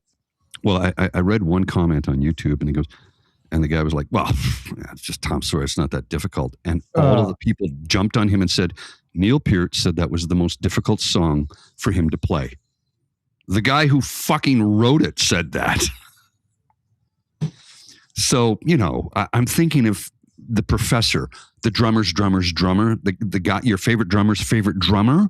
If ever there was a PhD in drumming, he would have it. Yes. To the point where he'd been, after 35 years of leading Rush and being the world's most famous and respected musician's drummer, he decided, I'm going to hire a drum teacher. I think I can learn some more skills. Right. I'm like, I'm sorry, what? This is a humble being the man. drum teacher? Yeah, he hired a drum teacher in I don't know, 15 or 20 years ago. But could you imagine being the drum teacher? It's like, wait, you want me? What? What? Well, he hired the world's most famous drum teacher. He did hire the world's most famous drum teacher who helped him redevelop his style. And he says, I think I can get better. I think I can do this. So he hired this guy, and I'm like, and I saw they had video clinics, and he was telling him, no. And he taught him a new way to hold the sticks, a new way to do this, and literally improved his style. And the reason being was Neil said, I'm getting older and it's harder for me to play like that. So I need to figure out a new way to play so I can continue to do it and still be effective. And I'm like, that is a humble man who is at the absolute pinnacle of his career who does that. You know who else did that? This is gonna I'm gonna take it like completely left field, but from the world of music, Mm. Leona Boyd. She hired a guitar teacher? Yeah, well, she's getting older too, and she can't do it do Play as it, well, right. like because the fingering and all that kind of stuff, and like this, and like she still wants to play the songs, and she wants them to sound like Yeah, the yeah. songs, but she can't do what she, like Leah, the first lady of the guitar. Yeah, Right? classical guitar is not easy to play either, and the stuff she plays is like Paco de Luca stuff. It's really difficult. Yeah, So yeah, again, another humble Canadian. How can I get better so I can give the fans what they deserve? Like, Yep. holy shit, you know, we're taking over the world, buddy. slowly but surely. That's the But we're plan. doing it very nicely. Look, someday Canada's going to take over the world. Then you'll all be sorry. Mm-hmm. Very Sorry. sorry. Sorry. It's been fun over the World Cup watching. I've seen more Americans going like, "Oh my God, these Scots, the Australians, the blah blah blah blah blah," and the Brits when they go into Costco for the first time, like, look at the size of this store. And then I see the ones of the people in Canada who are like, "You guys are even more polite than I thought you would be." Yeah. Like, well, did you think it was a stereotype for no reason whatsoever? It's like we're the opposite of the soccer hooligan. Yeah, yeah. Because I was watching like I think there was somebody like on the first match with Bosnia Herzegovina, there were like some like a whole bunch of like like all the people from Bosnia Herzegovina that were coming to watch that were like marching down the street, and like there was like Americans going like this. It's like did the whole damn country come? Like it's like wait a minute, you're allowing this to have like this? I was like, yeah. And then after the match, you could see like they were doing like almost like the hockey handshake at like the fans like walking by each other's like backside, like even though and it's like that would never happen here. It's like, well, this is Canada. This is how we do stuff, man. And people need to understand too. Look, Toronto for decades said they're the most multicultural city on earth, and for decades they weren't. No, they have been for a while now, though. Yeah. I think it's 53% of the population of the city of Toronto was born outside the country. Okay. Now, you can go down to Miami, and 60% of the population of Miami was born outside that the country, right? Yes. But the difference being... the range of countries is different. Well, yeah. The people born outside of Miami are pretty much from like Cuba, Ecuador, Mexico. Right. It's Latino-based countries. Whereas Toronto, It's like that's the entire planet. Right. The entire planet is in Toronto. Right. It's as simple as that. So to see a parade down the street on any given day, Torontonians are like, oh, it's something else. Not a big deal. Yeah. Not a big deal. It's like we see this all the time. And I see it more and more in this city, as I know you have encountered it in this city more so than at one point in time. Every time there was a parade or a protest, it was everybody who looked like me. And that's not the case in Ottawa anymore. Yeah. And it hasn't been for a long time. And I am grateful and thankful for that. Yep. Other than that, few weeks of insanity where a bunch of people who looked like me decided that shitting on people's lawns and lighting off fireworks at all time of the day and screaming at people because they didn't want to protect others. Anyway, you know where I'm going with that. Yep, I do. I don't want to be political today. Right this way. I'm not being political today. But yeah, it's the amount of people going like, how did Toronto allow that? And I'm like, what are you talking about? That's a daily occurrence in that city. Yeah. It's always somebody's somebody, right? So it's always somebody's pride festival. We're in Toronto. Yeah, it's not a big deal. And again, like I said, I see that in this city a lot more now. The Labor Day parade used to be people who look just like me. That's not the case anymore. Yeah, at all. And I'm grateful for that because, wow, I'll tell you what, not only has the music gotten better, but so has the food. So, and it's like you can find some redneck, racist, right-wing nut job person who will tell you, oh yeah, I love Tex-Mex, or I love Szechuan, or I love, and that kind of music. And I'm like, you do realize none of that was invented by people who look like you. You get that, right? You right. Get that? Oh, no. That's it. No, it's not. No, it is not. No, it isn't. Stop it.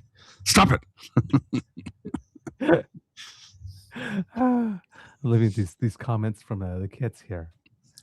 There's a Japanese guy. They discovered unlimited chips and Yeah, salsa. yeah, I saw that. You're like, what? Or the one guy, he goes, there was a French guy in I don't know where he was, somewhere in the U.S., and he goes, I could have 500 glasses of Coke.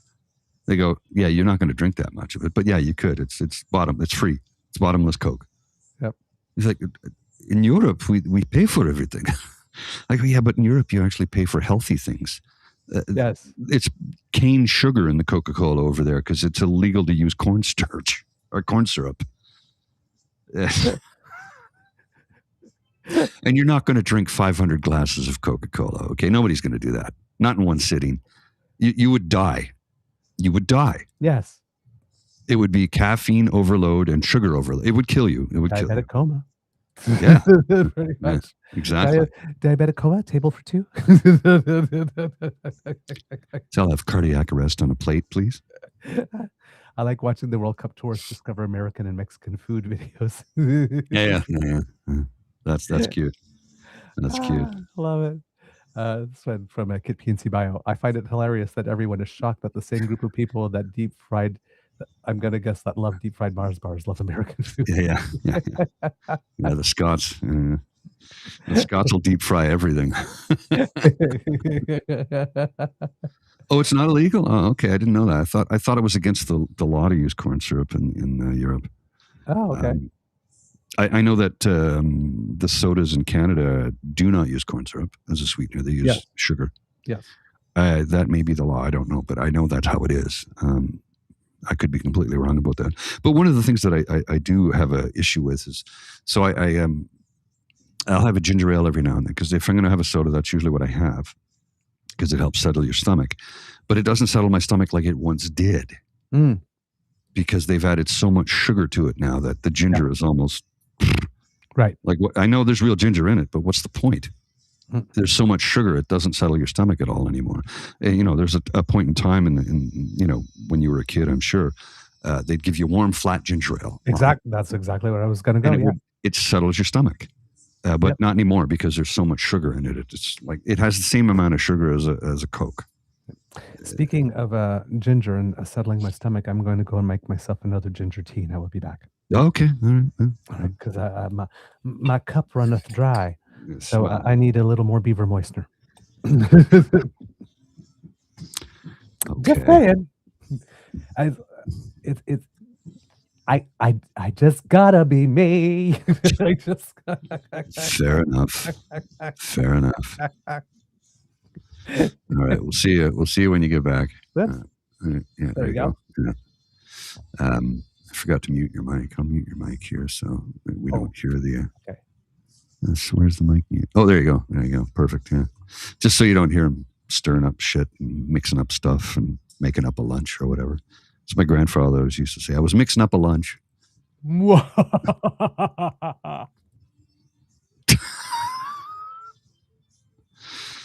I am out of beer. I might need to run and get another one.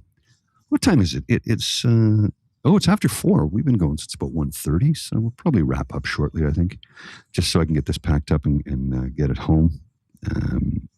Lola's going to have to go out soon. We went out this morning at around, I think it was 9 o'clock, which I made her, I need my coffee, right? During the week, I get up very early. I don't have time for coffee. I take her out, and when I get to work, I have coffee. But on the weekend, it's like, I want to take my time, okay? I'm not in a rush. And she's sitting there as I'm drinking my coffee, and she's whining. And I'm like, all right, fine, let's go.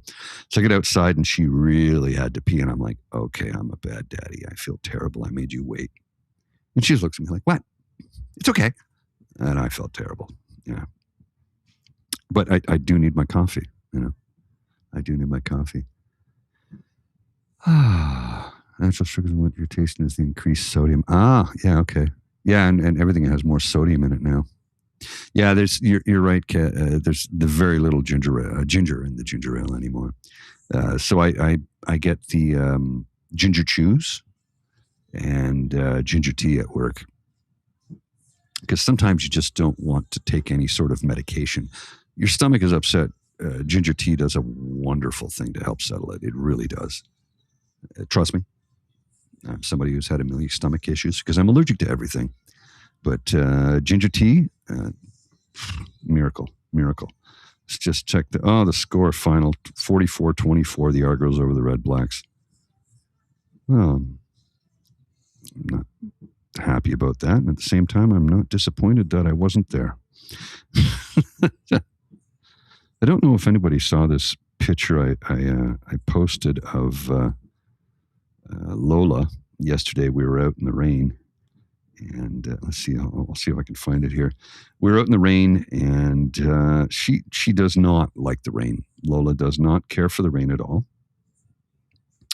and as a result, we were standing under an awning, a very small awning, as you can see by the dry sidewalk. I'll show you the photo in a minute.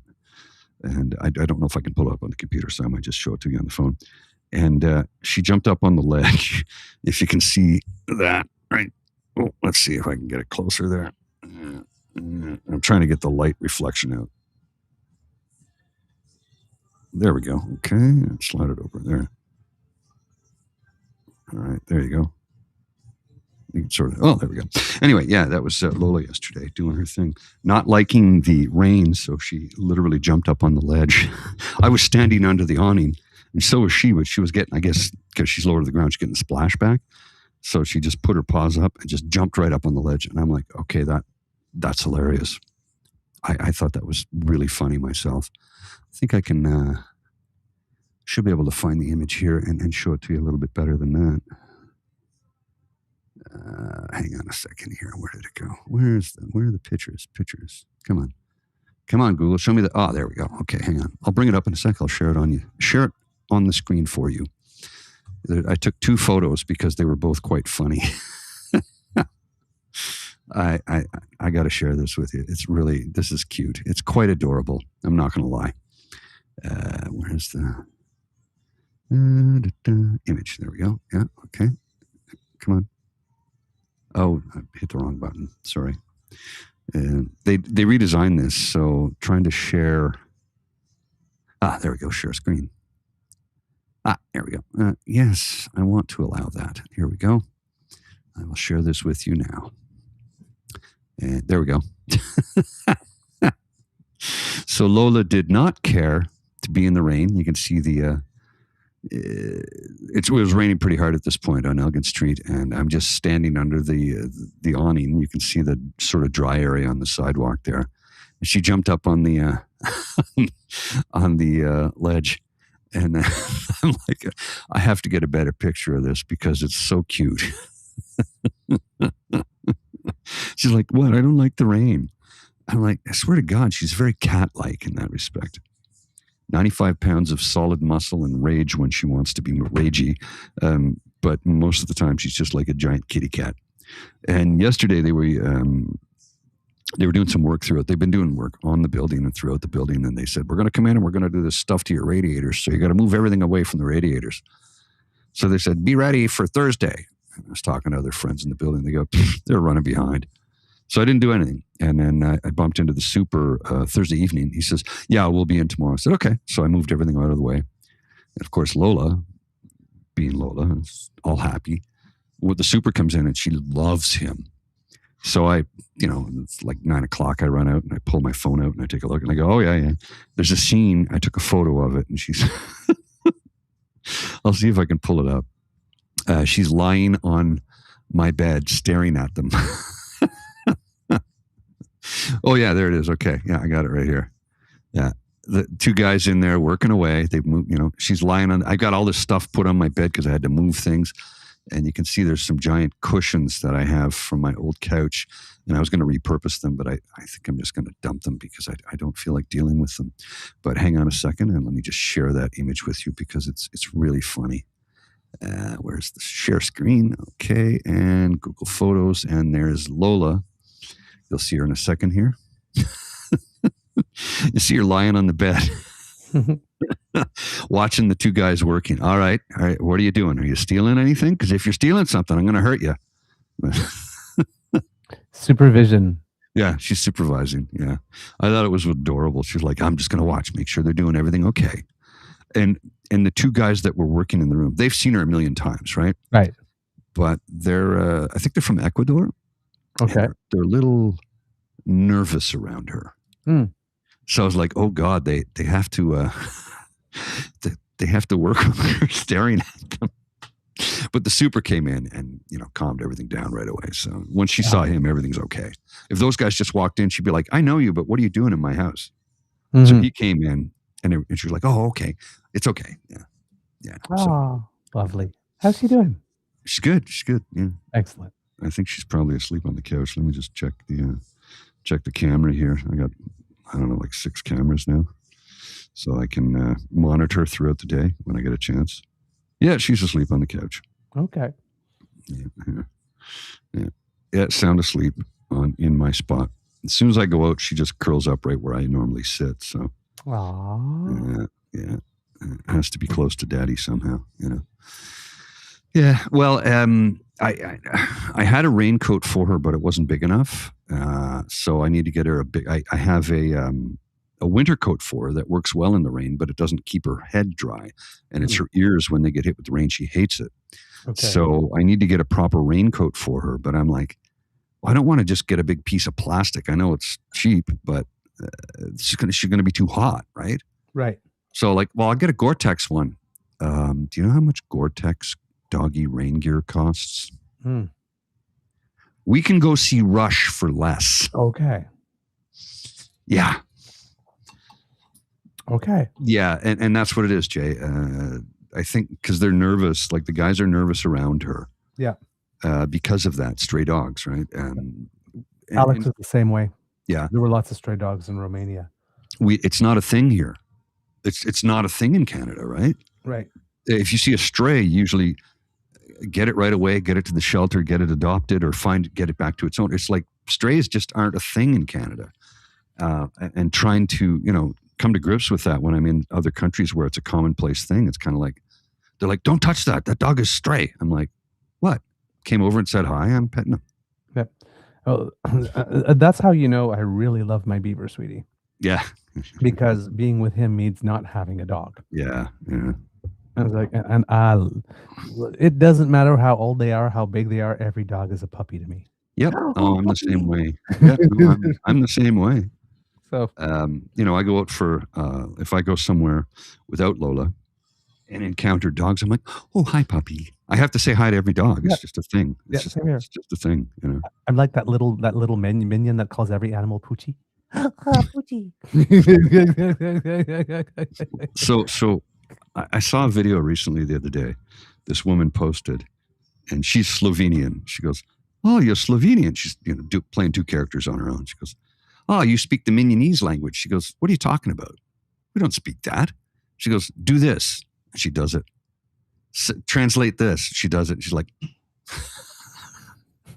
I'll see if I can find it for you because it's really funny. It's like, I love the Minion movies actually because like if you actually pay attention to what the minions are saying, it's like there's literally something from like every language. I was like one time I think I was watching the movie and all of a sudden I was like, oh, chicken tikka masala. And it's like, what? Really?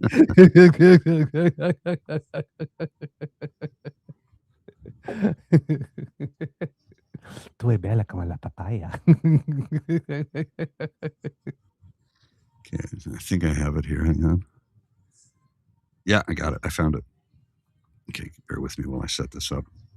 Oh, by the way, maybe the kids and maybe you can help me. I was telling Alex, maybe you guys you'll remember that your collective memory bank thing. There was a sports a comedy sketch that was really famous about like some guy was his first day on the job as a sportscaster, and it was sort of like the Hawks defeated something defeated something. It's like, okay, you got to stop using defeated, right? You need other words, and then the words he starts changing them, and the words get like progressively way more imagery and evocative, like completely paled and eviscerated. And I've been trying to find like an audio version of that skit, but I can't remember what it's called, so I can play it for Alex. So if anybody knows what it is, like please put it in the chat. Okay, check this out. This is funny. Indian language? The what? You know the. Oh, I got that part. But what makes you say that? Say if a grandma gave her white coat to grandpa, grandpa would get a gift. Lepi papi bilo punto dala didi to bidar.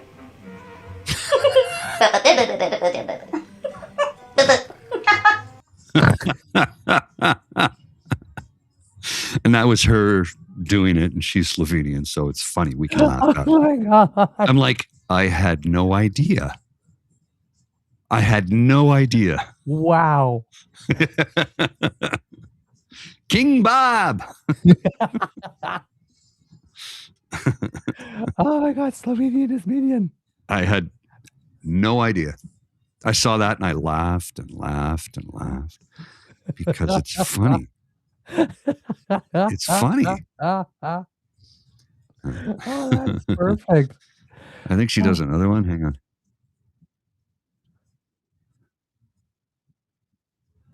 Yeah, she's got another one here. I'll see if I can pull it up. Hang on. There we go. No, that's not it. Hang on. I'll pull it up. Hang on. Okay, here we go. I'll share this one because it's also funny. I still think the first one was just the best one, but this one's pretty funny too. Let's see if come on, share. Yeah, okay, and here we go. Just give me a sec. Language. I speak Slovenian. Oh, the shubin do bibi do bada language. I'm pretty sure that's not how it sounds. That's exactly how it sounds. You'll see. Okay, give me an example. Say, I would go and I would receive a good gift, but say it really fast. Okay, shubin do bibi do bada.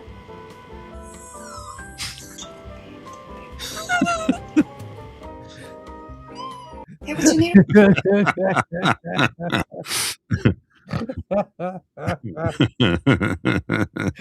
Yeah, she has a few of them. Fast. They're all really The funny. eyes, right?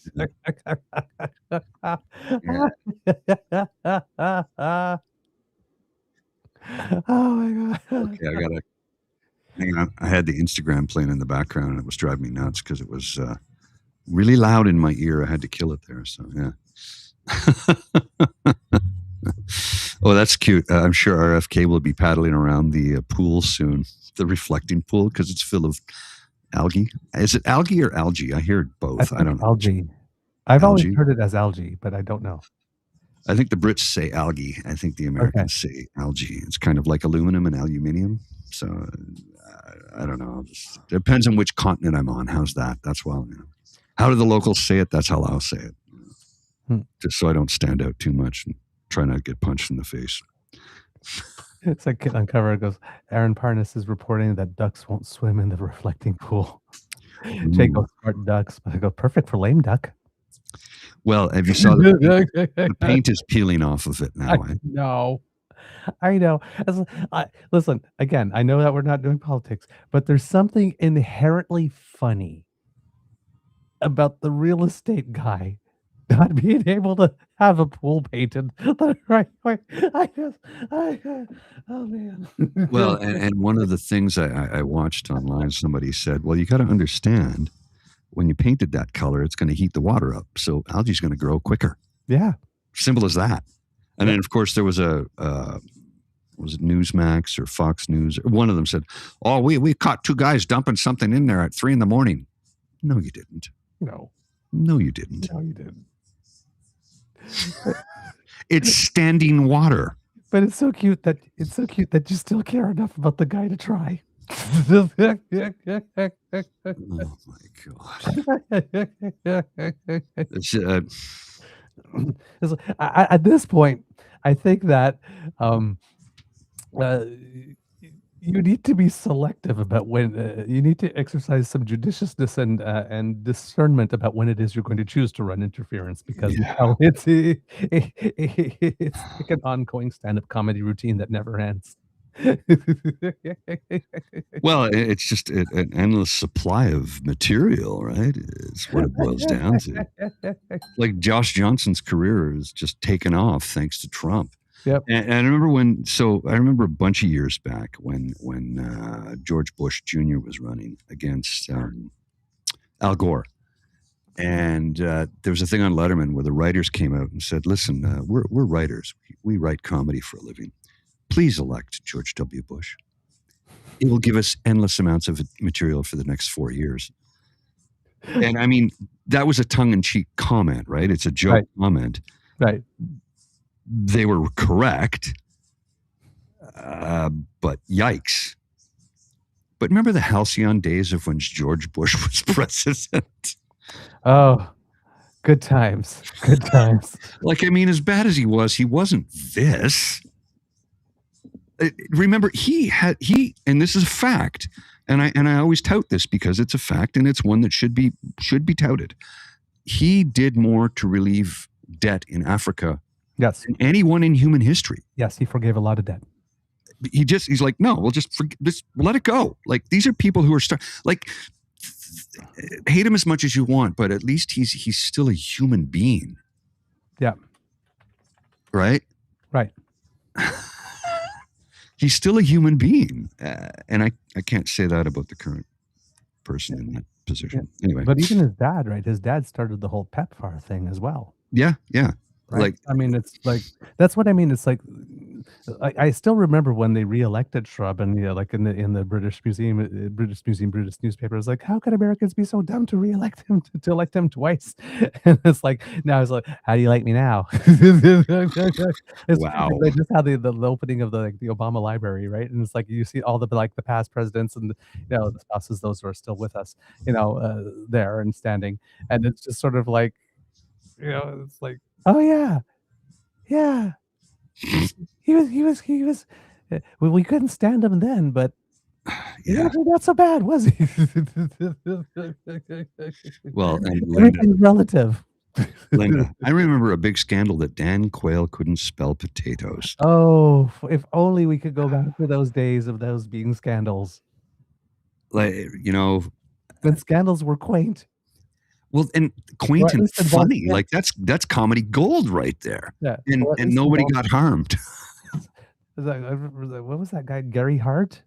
Yeah, Donna Rice is like, gee, Monica Lewinsky. It's like, I remember when the joke was, it's President of the United States. The job description should say comes with blowjobs. It's like, it's a high stress job. Yeah, what was it? I remember that. It's like, my God, it's like, if only we could return to those days. Well, Bill Maher did a bit about that, and he says, and I'm gonna clean this up as much as I can. Okay. And he was talking about how was it Bill Maher? No, it might have been somebody. It might have been another comedian.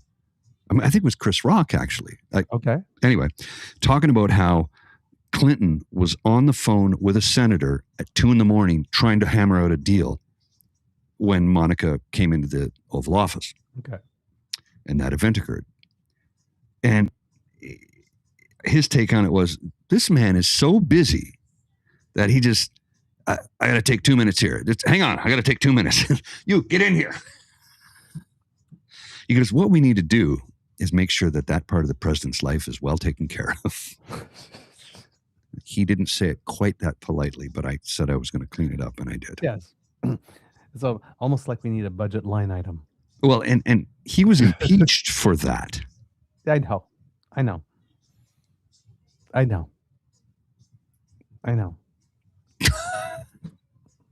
And listen, I understand that there was the whole power dynamic thing there. Yeah. Right? Oh yeah. It was not cool. No. Right. But look, again, the then and now. Yeah. Well, and Monica Lewinsky I've been following her for a few years on Twitter. She's brilliant. She is. And she has such a great sense of humor. And that she was very young when that happened to her. She was the first cyber-bullied person, right? Yeah, right. She did not let that define her. I'm sure she went through a lot of stuff first before to where she got to get where she is.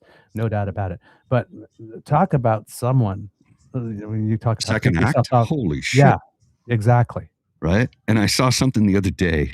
It might have been a year ago. I don't remember. Time is irrelevant these days. But she posted something online to the effect of, look, I'll do it again if I have to, if we can get some things fixed. And I'm like, wow, talk about taking one for the team. God damn. And she said that. She says, I'll do it again if I have to, just so we can get this guy out of here and get things straightened out, right?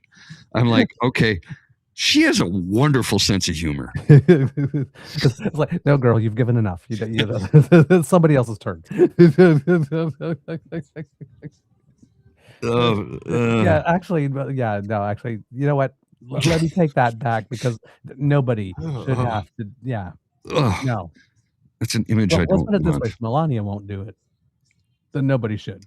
Well, Just saying, the number of times she smacked that dude's hands away over the past or when she wore the cloche hat, and he went to kiss her, and he got about this far away. Yep.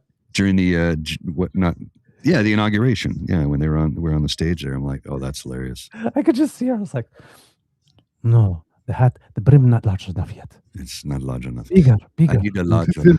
I need bigger.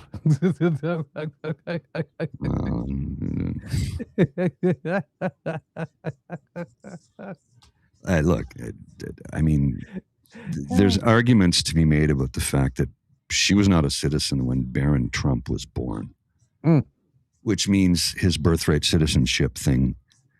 Somebody says, well, then Barron's no longer a citizen. I'm like, yeah, but he is, though. Yeah. So if one of the parents is, then the child can remain. Yeah. But if both parents aren't and the child was born in the U.S., he wants to take away their birthright away. Yeah. And I'm not trying to get political here, but it's like, man, 2 of your wives have been immigrants. And you have a thing about immigrants. Like, what? They must have really soaked him in the divorce. The first one, at least. Well, yeah. Just saying. Well, it was. I mean, wasn't she in the first? Yeah, the First Wives Club, right? Remember? Yeah. Don't get mad. Get everything. Yeah. Then she had a very mysterious death and was buried very quickly on his golf course, which gave him a tax deduction. That's why he did it, and did it very quickly. And there's rumors that, well, she was cremated. So why did you have a full-size coffin if she's cremated? Oh, there's stuff buried in there that's like, comedy writers are like, I could just imagine like 35 years from now, time capsule. Yeah. Oh my God, I'm going to hell for that one. Yeah, but Yes.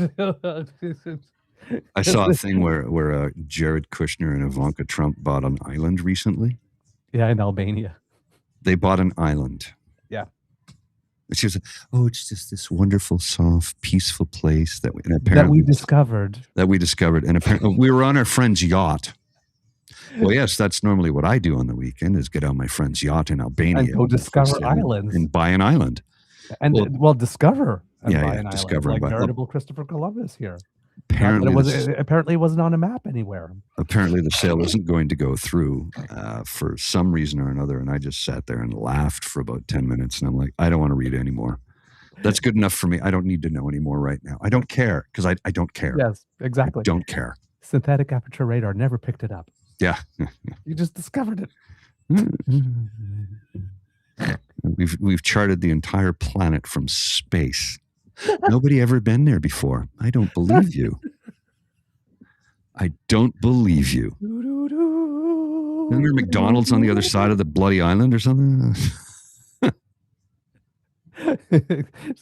Hear the penny whistle from Titanic. We discovered the island. Well, you know damn well Ray Kroc, if he was alive, we got to get it. We got to get McDonald's there. I got to get a hold of that. I need that real estate, man.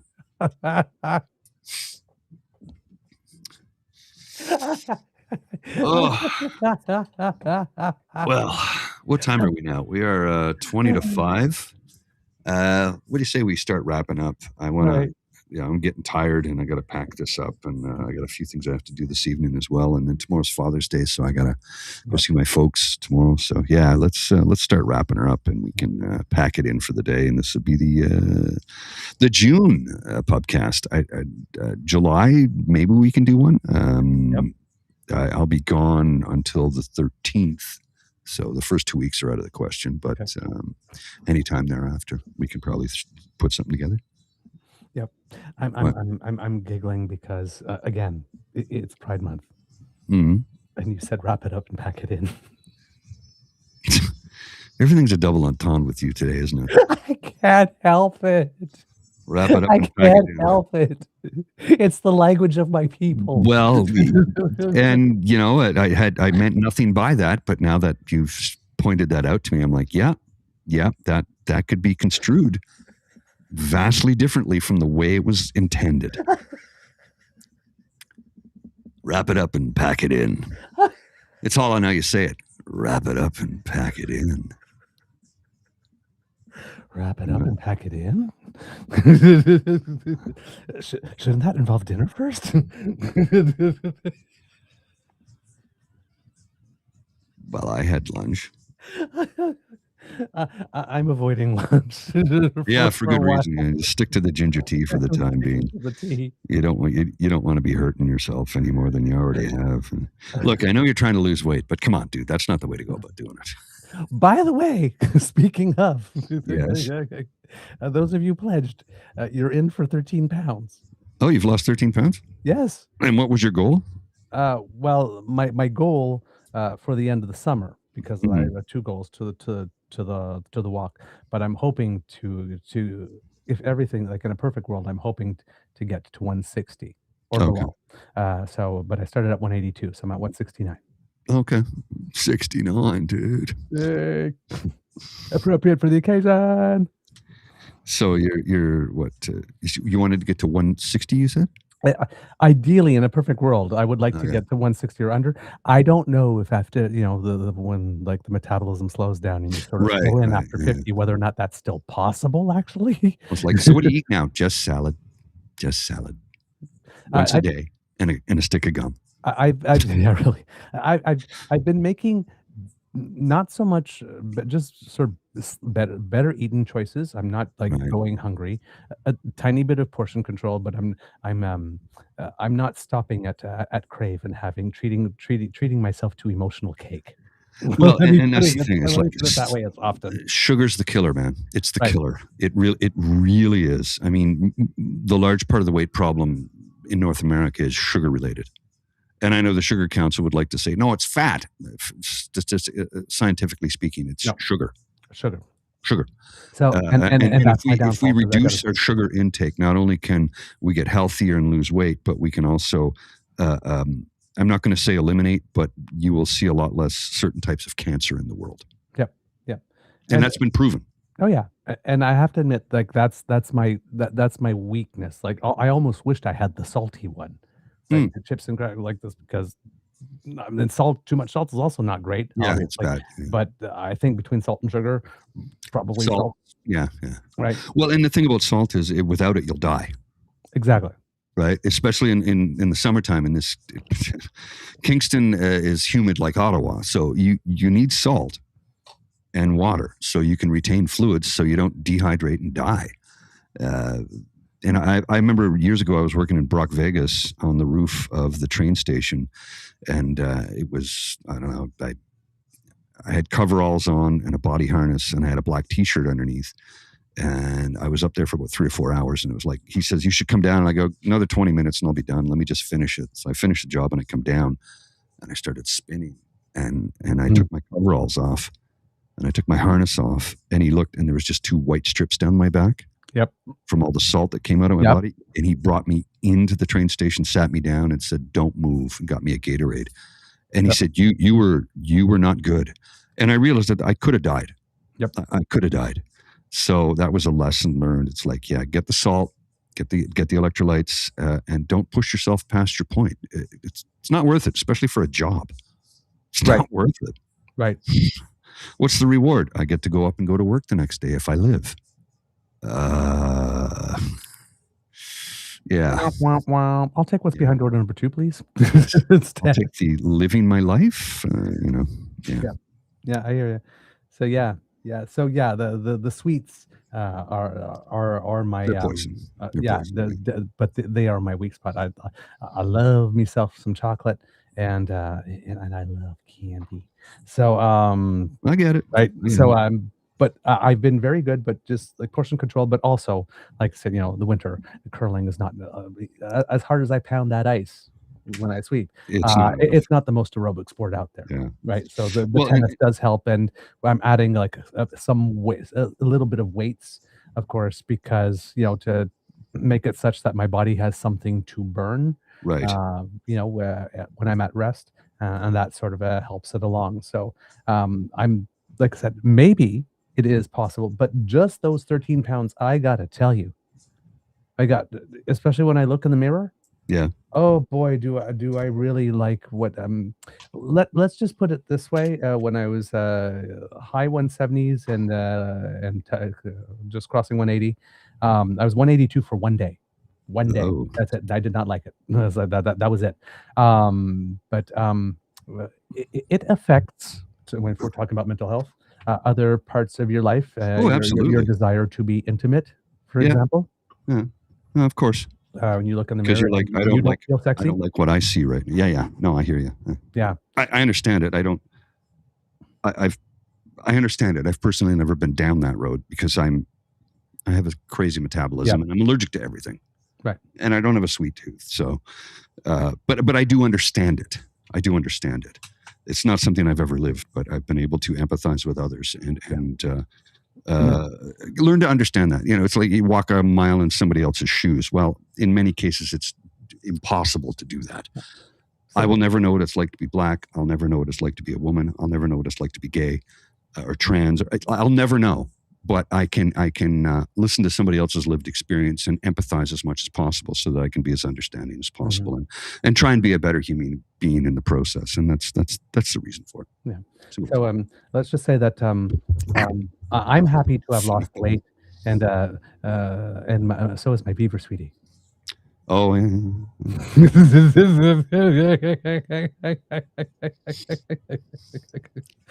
Just saying, I'm feeling friskier. Okay. Well, my mic doesn't feel the same way. Viagra. Well, it can't take it. It can't do it. But, whatever. Mike Viagra. I believe that's called a tighter adjustment of the nozzle, whatever the fuck it's called. I don't know. Tired. I need a pee. I need some beer, and I got to pack this shit up. So yeah. I think I got a TMI. TMF. TMIF? I don't know. What's the F? What's the F? Too much. Oh, just TMI. Okay, with a typo. Okay. F. Okay. All right. TMI. All right. Yeah. TMI. Well, that's why I tried to be delicate. Delicate, yes. Well, in the matter, I was conveying the information. Beating around the bush about it, as one does. After all, we hope that everybody consents to what it is that they are hearing. This is a show for adults. It's not adult entertainment, but it's a show for adults. There's a huge difference between the two. Hey, we talk about real stuff. Well, that's the beauty of the internet. The beauty of YouTube is we can do that. We can talk about real things, and if you get offended, you have license to be offended. And we're sorry if you're offended. We're not setting out to do that. Okay, we're never setting out to do that. We don't want to harm anybody. But we just did. We're sorry if though. Yeah, but that was done intentionally. Okay. That I did that intentionally. Okay. Because, I mean, look, people are going to get offended at things. And I'm sorry if you're offended, but this is who we are. This is who we are. Yep. We never do anything to harm anybody ever. No. And it's not like we don't advertise ourselves as not being cheeky or sassy. We're not PG-13. We're not trying to be. We're not trying to be. No. We're trying to be two adult males in the modern world. And in their 50s, right? Yeah. Like, you pick up a few things along the way. we're in our 50s, not the 1950s. That's what. Yes. For clarity. The conversation would really be different. We were still in the 1950s. Well, have you ever seen the Shane Gillis bit he does about, he goes, white people used to be cool. And I'm like, really? When? He goes, long time ago. Up until Jackie Robinson made the major leagues, and then it all changed. And he says, you look this up. Don't believe me? Look it up. He says, and I looked it up, and he exaggerates ever so slightly. He's talking about, he goes, okay, so, the day Jackie Robinson hit his first home run in the majors, and you could hear the announcer, it's in Chicago. Oh, up the mound is Old Curly. He's a 39-year-old alcoholic and runs the 40-yard dash in 10 seconds. Some say he's the fastest man in the world. You can see here that Jackie Robinson, the colored boy, is up there at the plate. He's not going to be able to hit Old Curly's slider. Okay, and he wind up, there's the pitch, and oh, fuck, it's a home run. And that voice changed, right? Right. And if you listen to it, again, he's only slightly exaggerating because Old Curly up at the mound, he's one of the fastest men in the world, greatest athlete alive, they say. And Jackie hits the home run. It's like, yeah, Jackie hit the home run. It's like the whole persona changed.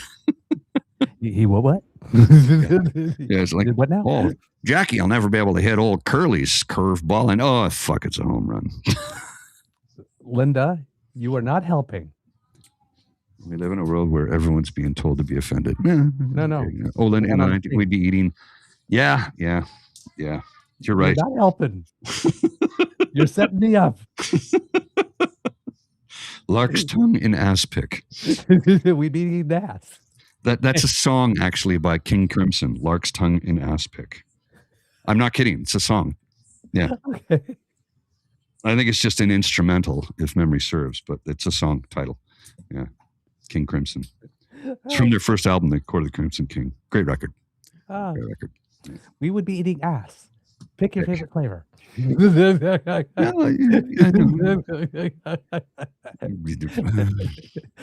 Little pause. I don't think that's quite where she was going with that, but that's what's going to float your boat.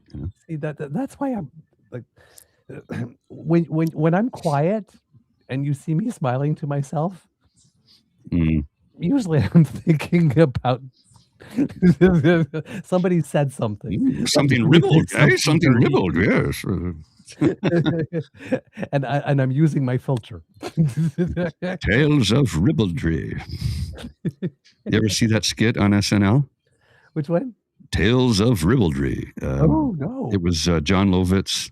Oh, this is quite ribald. And it was like a Masterpiece Theater sort of thing. And it was Tom Hanks. Oh, boot black. And he's got Tom Hanks, and he's got no shirt on, and he's blackening the boots. You have to look it up. It's really funny. Tales of Ribaldry. Okay. Tom Hanks. So he didn't start off with his shirt off. They ripped his shirt off, and a couple of women in the audience screamed, and he just sort of turned and looked like, "What? Are you kidding me?" It was really funny because he doesn't have like a huge physique, right? So when they screamed, he was like, "What?" He broke character for a split second. For you? Really? Yeah, it was really funny. Well, think of it this way: it's like he kind of has the similar physique to Will Ferrell. Yep. And Will Ferrell is like shirtless in every movie. Right. Right. And somebody said, I think it's in his contract.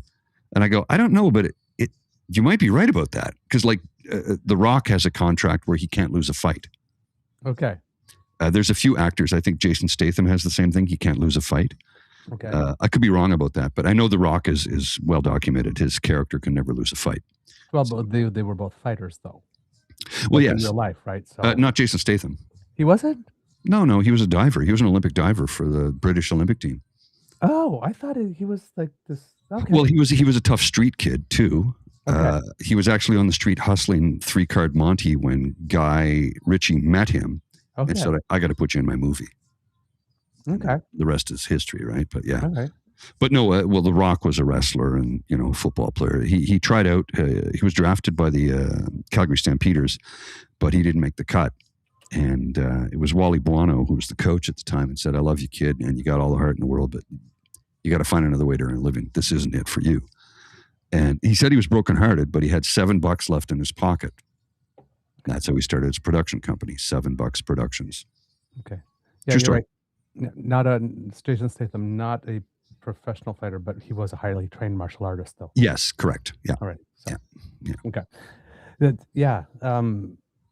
Oh yeah. See, now I had a moment of something you made me think of, and then it popped away. Yeah, it happens. It's because we're old. Yeah, it happens. It happens. It happens.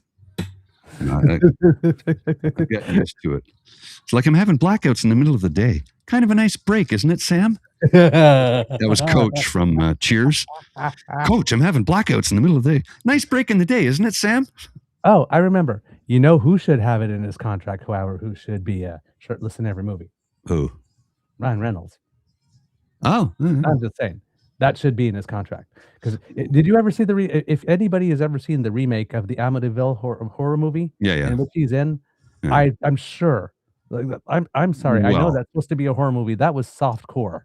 Well, because he is the first one. a lot in that one. He was on the cover of, I think it was Men's Health or something like that, and they asked him, "What did it take to do this?" And he goes, "This was a full-time job. Yes, to look like that all the time, that's your job." And I spoke to a few trainers, and they go, "Yeah, that's the truth." Like professional trainers are like, "I'm in the gym 7 days a week. This, I can't look like that." Yeah, and hold down a job. When you're an actor and your role is to play that type of character, you spend months training and you hire professional trainers. You already have, the money, but the studio pays for all that. When you're training for a role, you get the role. Okay, you need to bulk up. They hire a trainer, they hire a nutritionist, they hire people to monitor everything. I mean, it wasn't like that 30 years ago, but it is today. Right. Yeah. Same thing I remember was Kumail Nanjiani.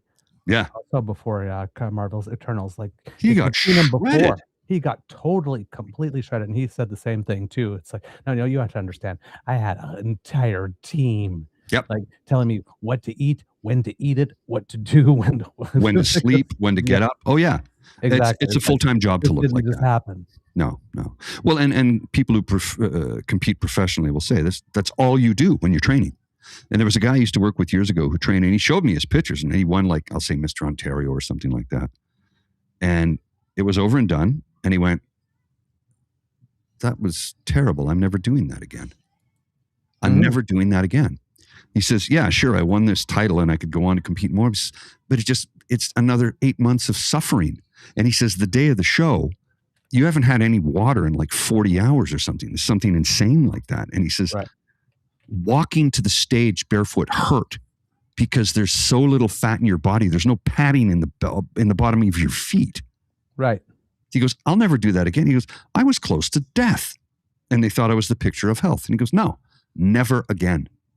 I'm like, "I get it." He said, "And dude, it was a full-time job and it was over. It was done." And it was like, "Okay, you got to get ready for the next competition." He's like, I'm out. I'm not doing this anymore." He says, "This took my life over." Yeah, I won. What did I get? Like $500 or $1,000? It's like, I didn't get a contract with anybody. My life isn't set. I have to compete again. No, I'm done. And he started doing what I used to do. And he's still doing it. And I think he's excelled at it quite well. Actually, he's leading a group now. So he's doing well for himself. Okay. But yeah, he was a real sweetheart of a guy. Real sweetheart of a guy too. And he didn't exactly have the greatest upbringing in the world. His father is in prison for life for murder. So, yeah, he that apple fell far from the tree because he is nothing like his father. I don't know his father. He just told me all about it, and I'm like, "Damn, you're the exact opposite." And he goes, "That's my intent. I want to be nothing like him." I'm like, "Good for you, buddy. Keep it up." Mm-hmm. He's a real sweetheart of a guy. Yeah. Anyway, let's wind this up because it is now, what time is it? It is 4:59 p.m., 5 o'clock. So we've been at this since 1:30. So that's enough time, I think. Oh, Elaine, you are delightfully naughty, and I approve. But was his Monty full? I don't know. My work here is done. I don't know. I've been a bad influence. I love it. There you go. Was his Monty full? I have no idea. Probably. They grew up so fast. Proud Papa Beaver. It's tough work. Somebody's got to do it. I love it when the kids play along and get naughty and cheeky along with me. All right, let's wrap this puppy up. Yes, let's wrap the puppy up. And pack it in. Good. Oh, no. Pack it Don't up. do I that got to to the pack it puppy. up. Don't do that to the puppy. I got to pack it up. There's a lot of shit here, man. You've seen Yeah. how much gear I pull for this Yeah, stuff. no, yeah, I know. You should really see it. That's all. It's rather impressive. Well, and I just ordered. So you know that flatbed that I've been using for the last couple of years now. I was online the other day and I was doing some stuff and I'm like, oh, and I'm like, oh, you know how an idea just pops in your head? Yep. And I go, let's go to Amazon right now. And I go, folding utility wagon. So I found a folding utility wagon for $100 on sale. Regular $199. It'll hold up to 500 pounds. So it'll hold more weight than I carry, number one. And number two, it has sides on it. Yes. So I can, and it's bigger so I can fit. And when it folds up, it's really small. And here's the best part. It has proper tires and proper bearings. So it'll be easier to manipulate. And because it's a wagon, it's a pull or a push. I can steer it any way I want. It's like, oh, so much better. But I don't get it till I was hoping to have it to debut it today, but I don't get it till next Thursday. But either way, it was $100, regular $199, I think 50% off or something on Amazon. I went, perfect. I bought it right away. Okay. And it was one of those, does this fit in the budget? Put it on the credit card. I don't care. Because if it's not on sale next week and I have the money for it, right. But then I'm paying twice as much.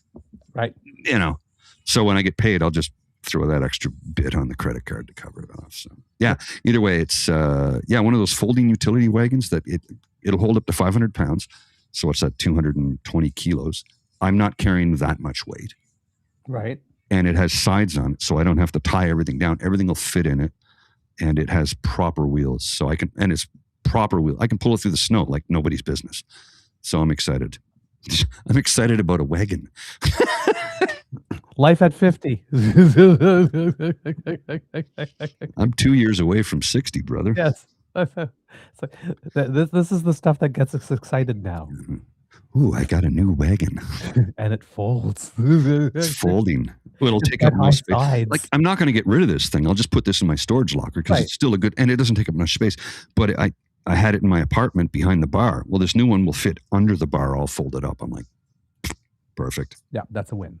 Yeah, it's a win. And it was $100. So, you know, it cut into my budget a little bit, but I'm like, I don't care. If it's $200 next week, I'll kick myself. You know? Yep. Anyway. It'll be easier to move the gear about. That's the whole point of it. Easier to move it about. Yeah. I had a winter coat like that. It was one of the Team Canada coats.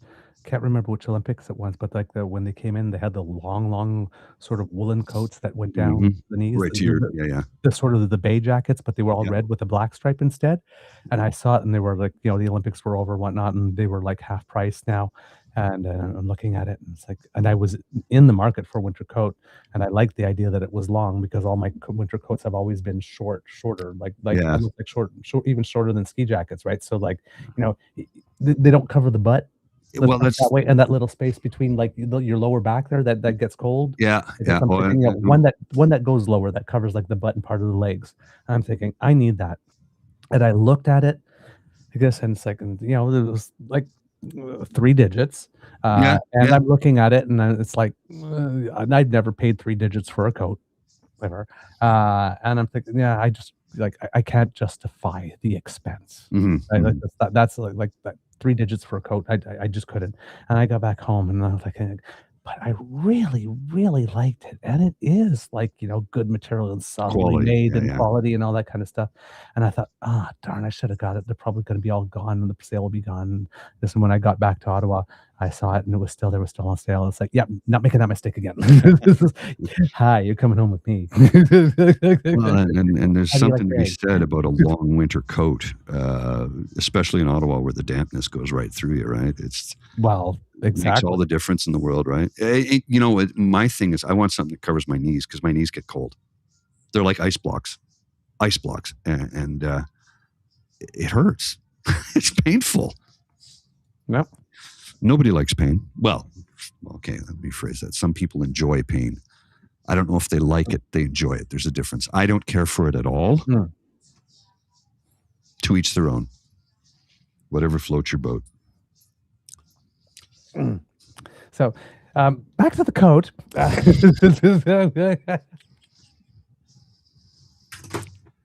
I'm going to be Schultz. I know nothing. I see nothing. I hear nothing.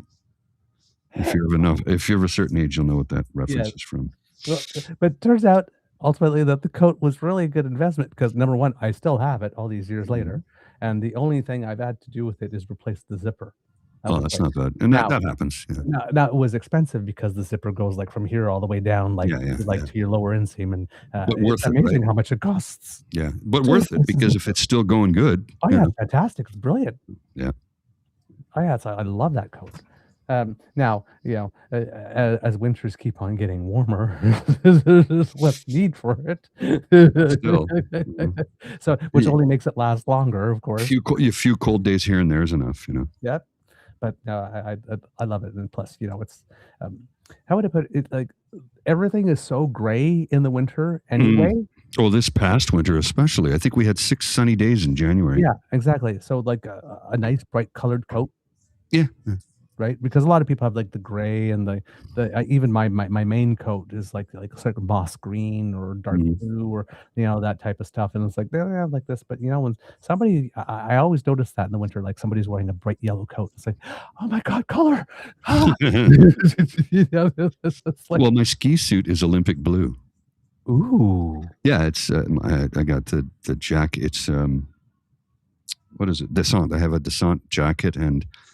I don't know what the pants are, Mountain Warehouse or something. They didn't have matching pants to go with the jacket when I bought the jacket, but I was able to get a pair of pants a few years later, same color. Well, that must look really good on you because blue really works on you. Yeah, it's like an electric blue. Let's see if I'll find a picture of me in my ski suit. Pretty sure I can do that. I have capabilities of finding things, on that whole internet thing. See, now we're talking fashion. Well, this is, There you go. We do everything here. Did you, by the way, see the video for Lady Gaga's song with Doechii, Runway? No, I've not seen it. Oh, my word. You need to see that because, sometimes collaborations, duets, right? Mm-hmm. Not so great. These two blend so well. Doechii really just went full Gaga world. Oh yeah, that's really good. Yeah, and I got the matching goggles too. Oh, lovely. That's fantastic. Although I had to buy a new pair of goggles that day because it was overcast, and we did 2 runs, and I'm like, I can't see anything, guys. And they were like, yeah, and my other buddy, he was like, same. So we went in, I'm like, oh shit, what's this going to cost? And we got 2 pair, each of us got a pair of goggles. Can't remember the name. Reputable product, and they were like a light amber, which gives you better visibility on an overcast day. I think they were like $60 a pop because with our passes, we got a discount and they were on sale. So it was like $60. That's worth it. Just because if you're wearing a dark lens on an overcast day, you hit a rut, you're going to kill yourself because you can't see, right? Right. And we're skiing in Banff. So we're not talking Camp Fortune, which is a short run. The challenge, I'm not right. dissing Camp Fortune because there's some challenging runs, but they're short. Whereas top to bottom runs at Sunshine Village is going to take you 20 minutes. Right? It's like we're not skiing Kitzbühel at 140, okay? But they have runs that are that long. Anyway, if you hit a rut and you can't see it, it's gonna kill you. Yeah, so yeah. Anyway, that was the ski goggle story for that day. All right, we got to get out of here. Let's wrap her up and we'll go. All right, take it away, sir. Well, this has been the Saturday afternoon Pubcast of Mental Health Day, Mental Health Walk Day, as we discuss our mental health. I started at the top of the show discussing mine and how it's been an ongoing battle for me for quite some time, and that I hope it changes soon, but I don't have any control over it. I just do the best I can with the information that I have, and hopefully things turn around. But between now and then, know that I'm still here. I'm still thinking about each and every one of you, and that I have endeavored to get some more video for you for both the ASMR channel, the music channel, and the travel program I tried to put together. I've got a ton of video, but I haven't had the energy to sit down and pour through it and assemble something for you. So I'm thinking about you, and it's something that's always in the back of my mind, but I just haven't been able to do it. And if you suffer from mental health issues, depression like I do, you know what I'm talking about. You don't have the emotional energy to deal with things. So if you need to talk to somebody, please do so. You can reach out to me. I don't have any answers for you, but sometimes just talking to somebody who knows what you're going through makes all the difference in the world. So that's why I want to restart my ASMR stuff. It will be at a different hour. I go to bed at 9 o'clock now, so it would be considerably earlier. But every time I go to do it, I don't have the emotional energy. And again, if you have mental health issues such as myself, you understand what I'm saying. You use all the energy you have to get through your workday. And if there's enough left over for somebody else, great. But usually there isn't. And that's where I find myself. I'm okay. I'm just not great. I hope to be great again. Well, if I ever was, I don't know about that. But, feeling great. Make Paul great again. How do you do that, So yeah, that's where we stand. This is the mental health walk, and we didn't have the walk today, but we did have a discussion about it, and that's important. This is why we have the Pubcast, to talk about things. And the Pubcast, again, it's not a political show. It's talking about life and adventures and things we've been through, things we've seen, things we've done, and we like to talk about sometimes our mental health and where we're sitting. And if you need to reach out, by all means, please reach out to me. I don't have any answers, but just sometimes a friendly face who understands what you're going through makes all the difference in the world. And that's all I got to say. Yeah, which is essentially the point of the day and the initiative, right? Yes. To get people talking about it, and making it normal for people to check in with each other, and to walk a bit of the path, with someone, so you don't feel as alone. And that's the important factor, to knowing that you're not alone. Knowing, the first time I sat down in a group, and it wasn't even to discuss depression. It was to discuss, we were all going through serious insomnia, and it was a group therapy session for insomniacs. And knowing that there were other people in the world who was going through what I was going through, and we could all talk about it, I was like, okay, I was a skeptic about group therapy, but I'm not anymore, because this shit works, man. Sharing what you're feeling with others who are going through the same thing gives you a sense of community and camaraderie. And it does make you feel a little bit better, knowing that you're not alone. And I think that's the key, knowing that you're not alone. Because you can hear it, hear it further. Oh, you're not alone. I feel alone. But when you sit in a group of people and they talk about the same thing that you're going through, then you're not alone. And that makes all the difference in the world. Yeah, absolutely. I could not agree more. And as you know, my friend, I am, my ear and my shoulder are always yours, right? I know, and I appreciate that. I do. It's just when I'm in a dark place, I can't talk. I can't. I got to wait till I come out the other side before I can discuss what I'm going through, because I'm using all of my emotional energy to just get through the day. Yeah, and I know, you shared a few things with me that are not, not for this forum. Yeah. And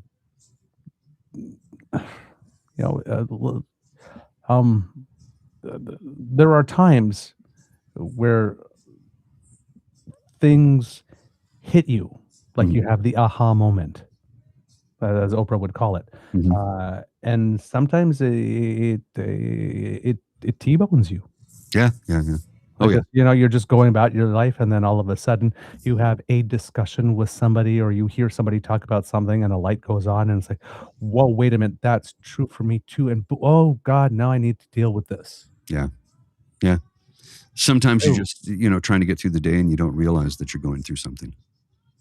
And I think there's a lot of people who live that daily. They don't know what's wrong. They don't know that there's something wrong, because they're too busy just trying to keep their head above water.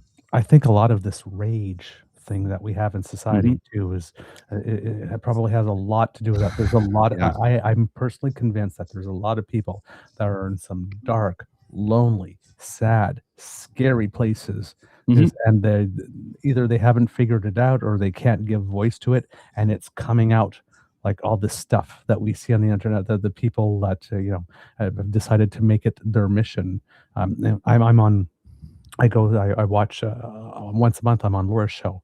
And in the comment section, there's like 2 or 3 people that are there every single show, Yeah. responding to absolutely everybody. And like 99 times out of 10, what they're saying like literally has nothing to do with what came before. And sometimes it just doesn't even make sense. Like and like they're dunking and like you're reading the dunk. Like I had one person like turn around and says, "Oh, so you're one of 2 people who watch the show." And I'm sitting there, it's like, so wouldn't that make you the other? Right? Yeah. That wasn't the dunk you thought it was. And then I'm sitting there and I'm thinking I should write that back when it's like, but like, what's the point? Because then it just turns the target on to me, right? And and they're going to just say something stupid and snarky and right.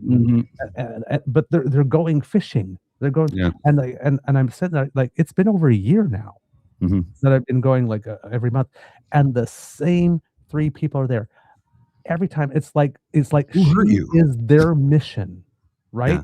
Yeah. They have made like trying to make any discussion on the YouTube on our channel their mission, and it's like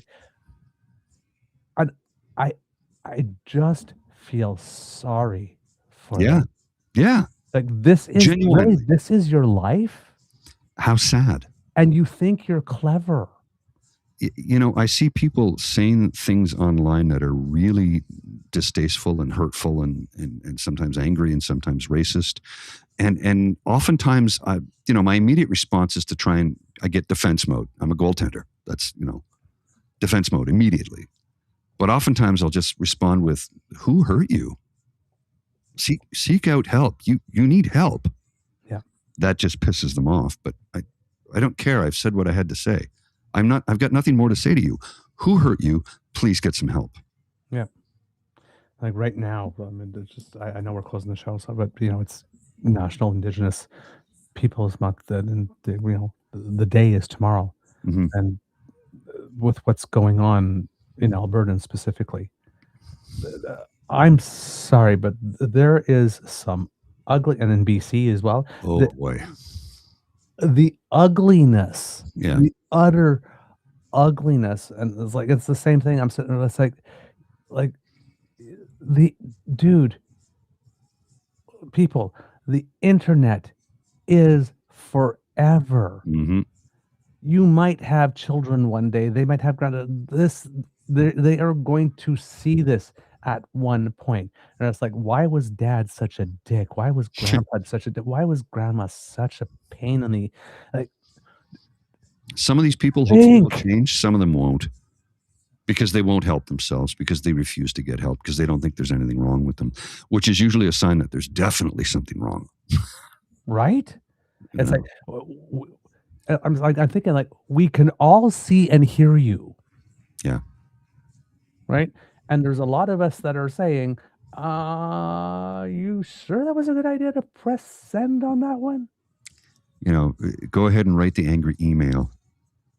Reread it several hours later before you hit the send. Same thing with the tweet or whatnot. Right? Well, that's I've drafted tweets and I went back and went delete. Yeah. And there's things I've said that, do I regret them? No. Were they proper? In the moment they were. Yeah, maybe. Yeah. In the moment they were. Yeah. Do I regret it? No, actually I don't. I own up to it. Yeah. Because I accept the fact that I've made mistakes. I've called people terrible things who, after getting cyberbullied, I was at the end of my rope. Yep. So I said what I said. I got banned for a week at a time because of it. So I don't say those things. I remember that one. I don't say those things anymore. Yeah. And again, I don't regret what I said. But it was well placed, and they had it coming. Well, I mean, right. Jeez. We all have limits. I was past mine at that point, and I said what I said. And I don't regret it. Is it a proud moment? Oh, absolutely not. No, not a proud moment. I lost mastery of myself. Yeah. I get it, own it, but no regret. You had it coming. No regret. Anyway. Yep, I hear you. All right, everyone. Good show. Yeah, I thought so. I'm really sorry. I know it's not my fault. You get Life sick, you get happens, sick. man. I really, really, really, really was looking forward to FaceTime with you. Life happens. We'll get together in a few weeks, sometime in July. We'll have a sit down. I might be able to join you for a show or two while I'm out west. Okay. Keep in mind, though, will you start later now, right? You don't do 7 a.m. I'm trying to do 7:30, but it's just God. Well, I'm not half the time. Either, like I said, either it's a sleep thing or whatnot like this, and I'm just given that I have the luxury now, I decide to take time for myself. But like the other half of the time, it's just restream. right. It just will not. Not Like I'm sitting cooperating. there and like I'm saying, like I'm 7:30 and I'm there, I'm behind the computer, and it's like, God damn. Yeah. Like, and I know what I must look like. Well, and you Not being able to updated get your together, but it's not. internet connection recently too, didn't you? Yes. Yeah. I updated mine, and the beauty of it when I went online and I go, I need more upstream. My downstream at 100 meg, that's fine. I needed more up because I only had 30. Yeah. And Same thing. I looked at it and went, oh wait, they have right now. I can get 100 down, 100 up for the same price. Yep. Done. Yeah, that's what happened to us too. At one point, we just started looking into it, and it's like, oh, wait a minute, that's what it. Yeah, let's just do it because it was just I couldn't do a damn thing after at one point. Yeah, I hear you. So I'm really trying to find a regular schedule and keep there like this. But yeah, about half the, and then there's just been, like I said, curveballs. I mean, it's like nobody expected that. I would get a call on Monday, and a friend would say like, it's like, hey, my mom's being like helivac, HVH, and I'm coming to stay like for an indefinite period of time. And that gets thrown, and then we had the studios home renovations in their space. So the other day, like I said, just the other day it was the washer and dryer, just they're stackable and they were shaking, and the exhaust tube came out so that there was condensation. Like we have these little sensors on the floor that when the floor gets wet and is ringing, it's like 10:30 at night. It's like, oh God, how do we do this? And you have somebody coming in, they're like clang, clang, clang, and all that kind of stuff. And it's like, okay, I'll just wait till they're done because it's like I can't talk while the mic is not picking it up like this, but I'm hearing it. Concentrate. I can't concentrate at all. Yeah. No, I understand that. So I understand that all too well, sir. All too well. I am trying to get it together. Kids and cubs, I really am trying. I understand. Keep a regular schedule, but yeah, it's since the trip to Mexico, everything has gone sideways.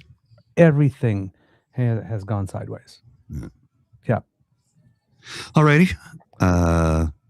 Let's just wrap this up with the thing. Do what say what you got to say, and then we'll shut her down, and I'll go home. Okay. Thank you for joining us. And again, like we said, Mental Health Walk, if you were not able to do it today, that's all right, because we picked this day, but this can be an anytime thing. So do it another moment, give someone a call someone up.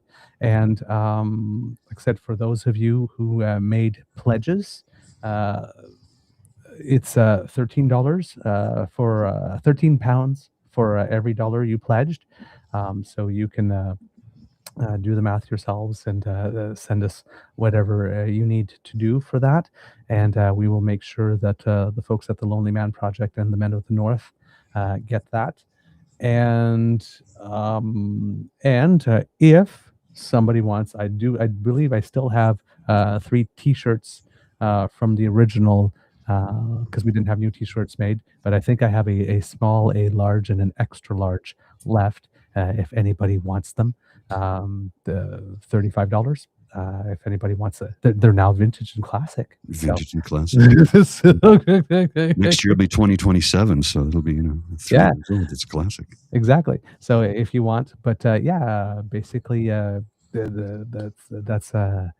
what we have for this year, and hopefully. Oh, Elaine. What? I missed it. Yeah, I saw that. Yeah. Douglas can't concentrate while someone's banging. Got it. Yeah, I saw that. I thought that was funny. I wasn't going to point it out. I thought I'd let you discover that on your own. Naughty. I approve. So yeah, that's basically just a bit. Like I said, wish my body hadn't given out on me today. It happens. Yeah, it happens. Last year We're was my not we're fourth. not getting younger. This year's food poisoning. So Yeah. what will it be next year? Stay tuned. Well, hopefully it's nothing. Yes, that will be an event. Ooh, Ebola. That's not good. Breaking news, nothing happened. That would be Yay. nice. That would be ideal. Yeah. Yeah, I would like that very much. Indeed. Indeed. All right. So everybody, please be kind to and gentle with yourself. And my brother, as you know, I love you. Love you too, brother. All right. Okay. You take care. We'll see you. Bye, DamFam.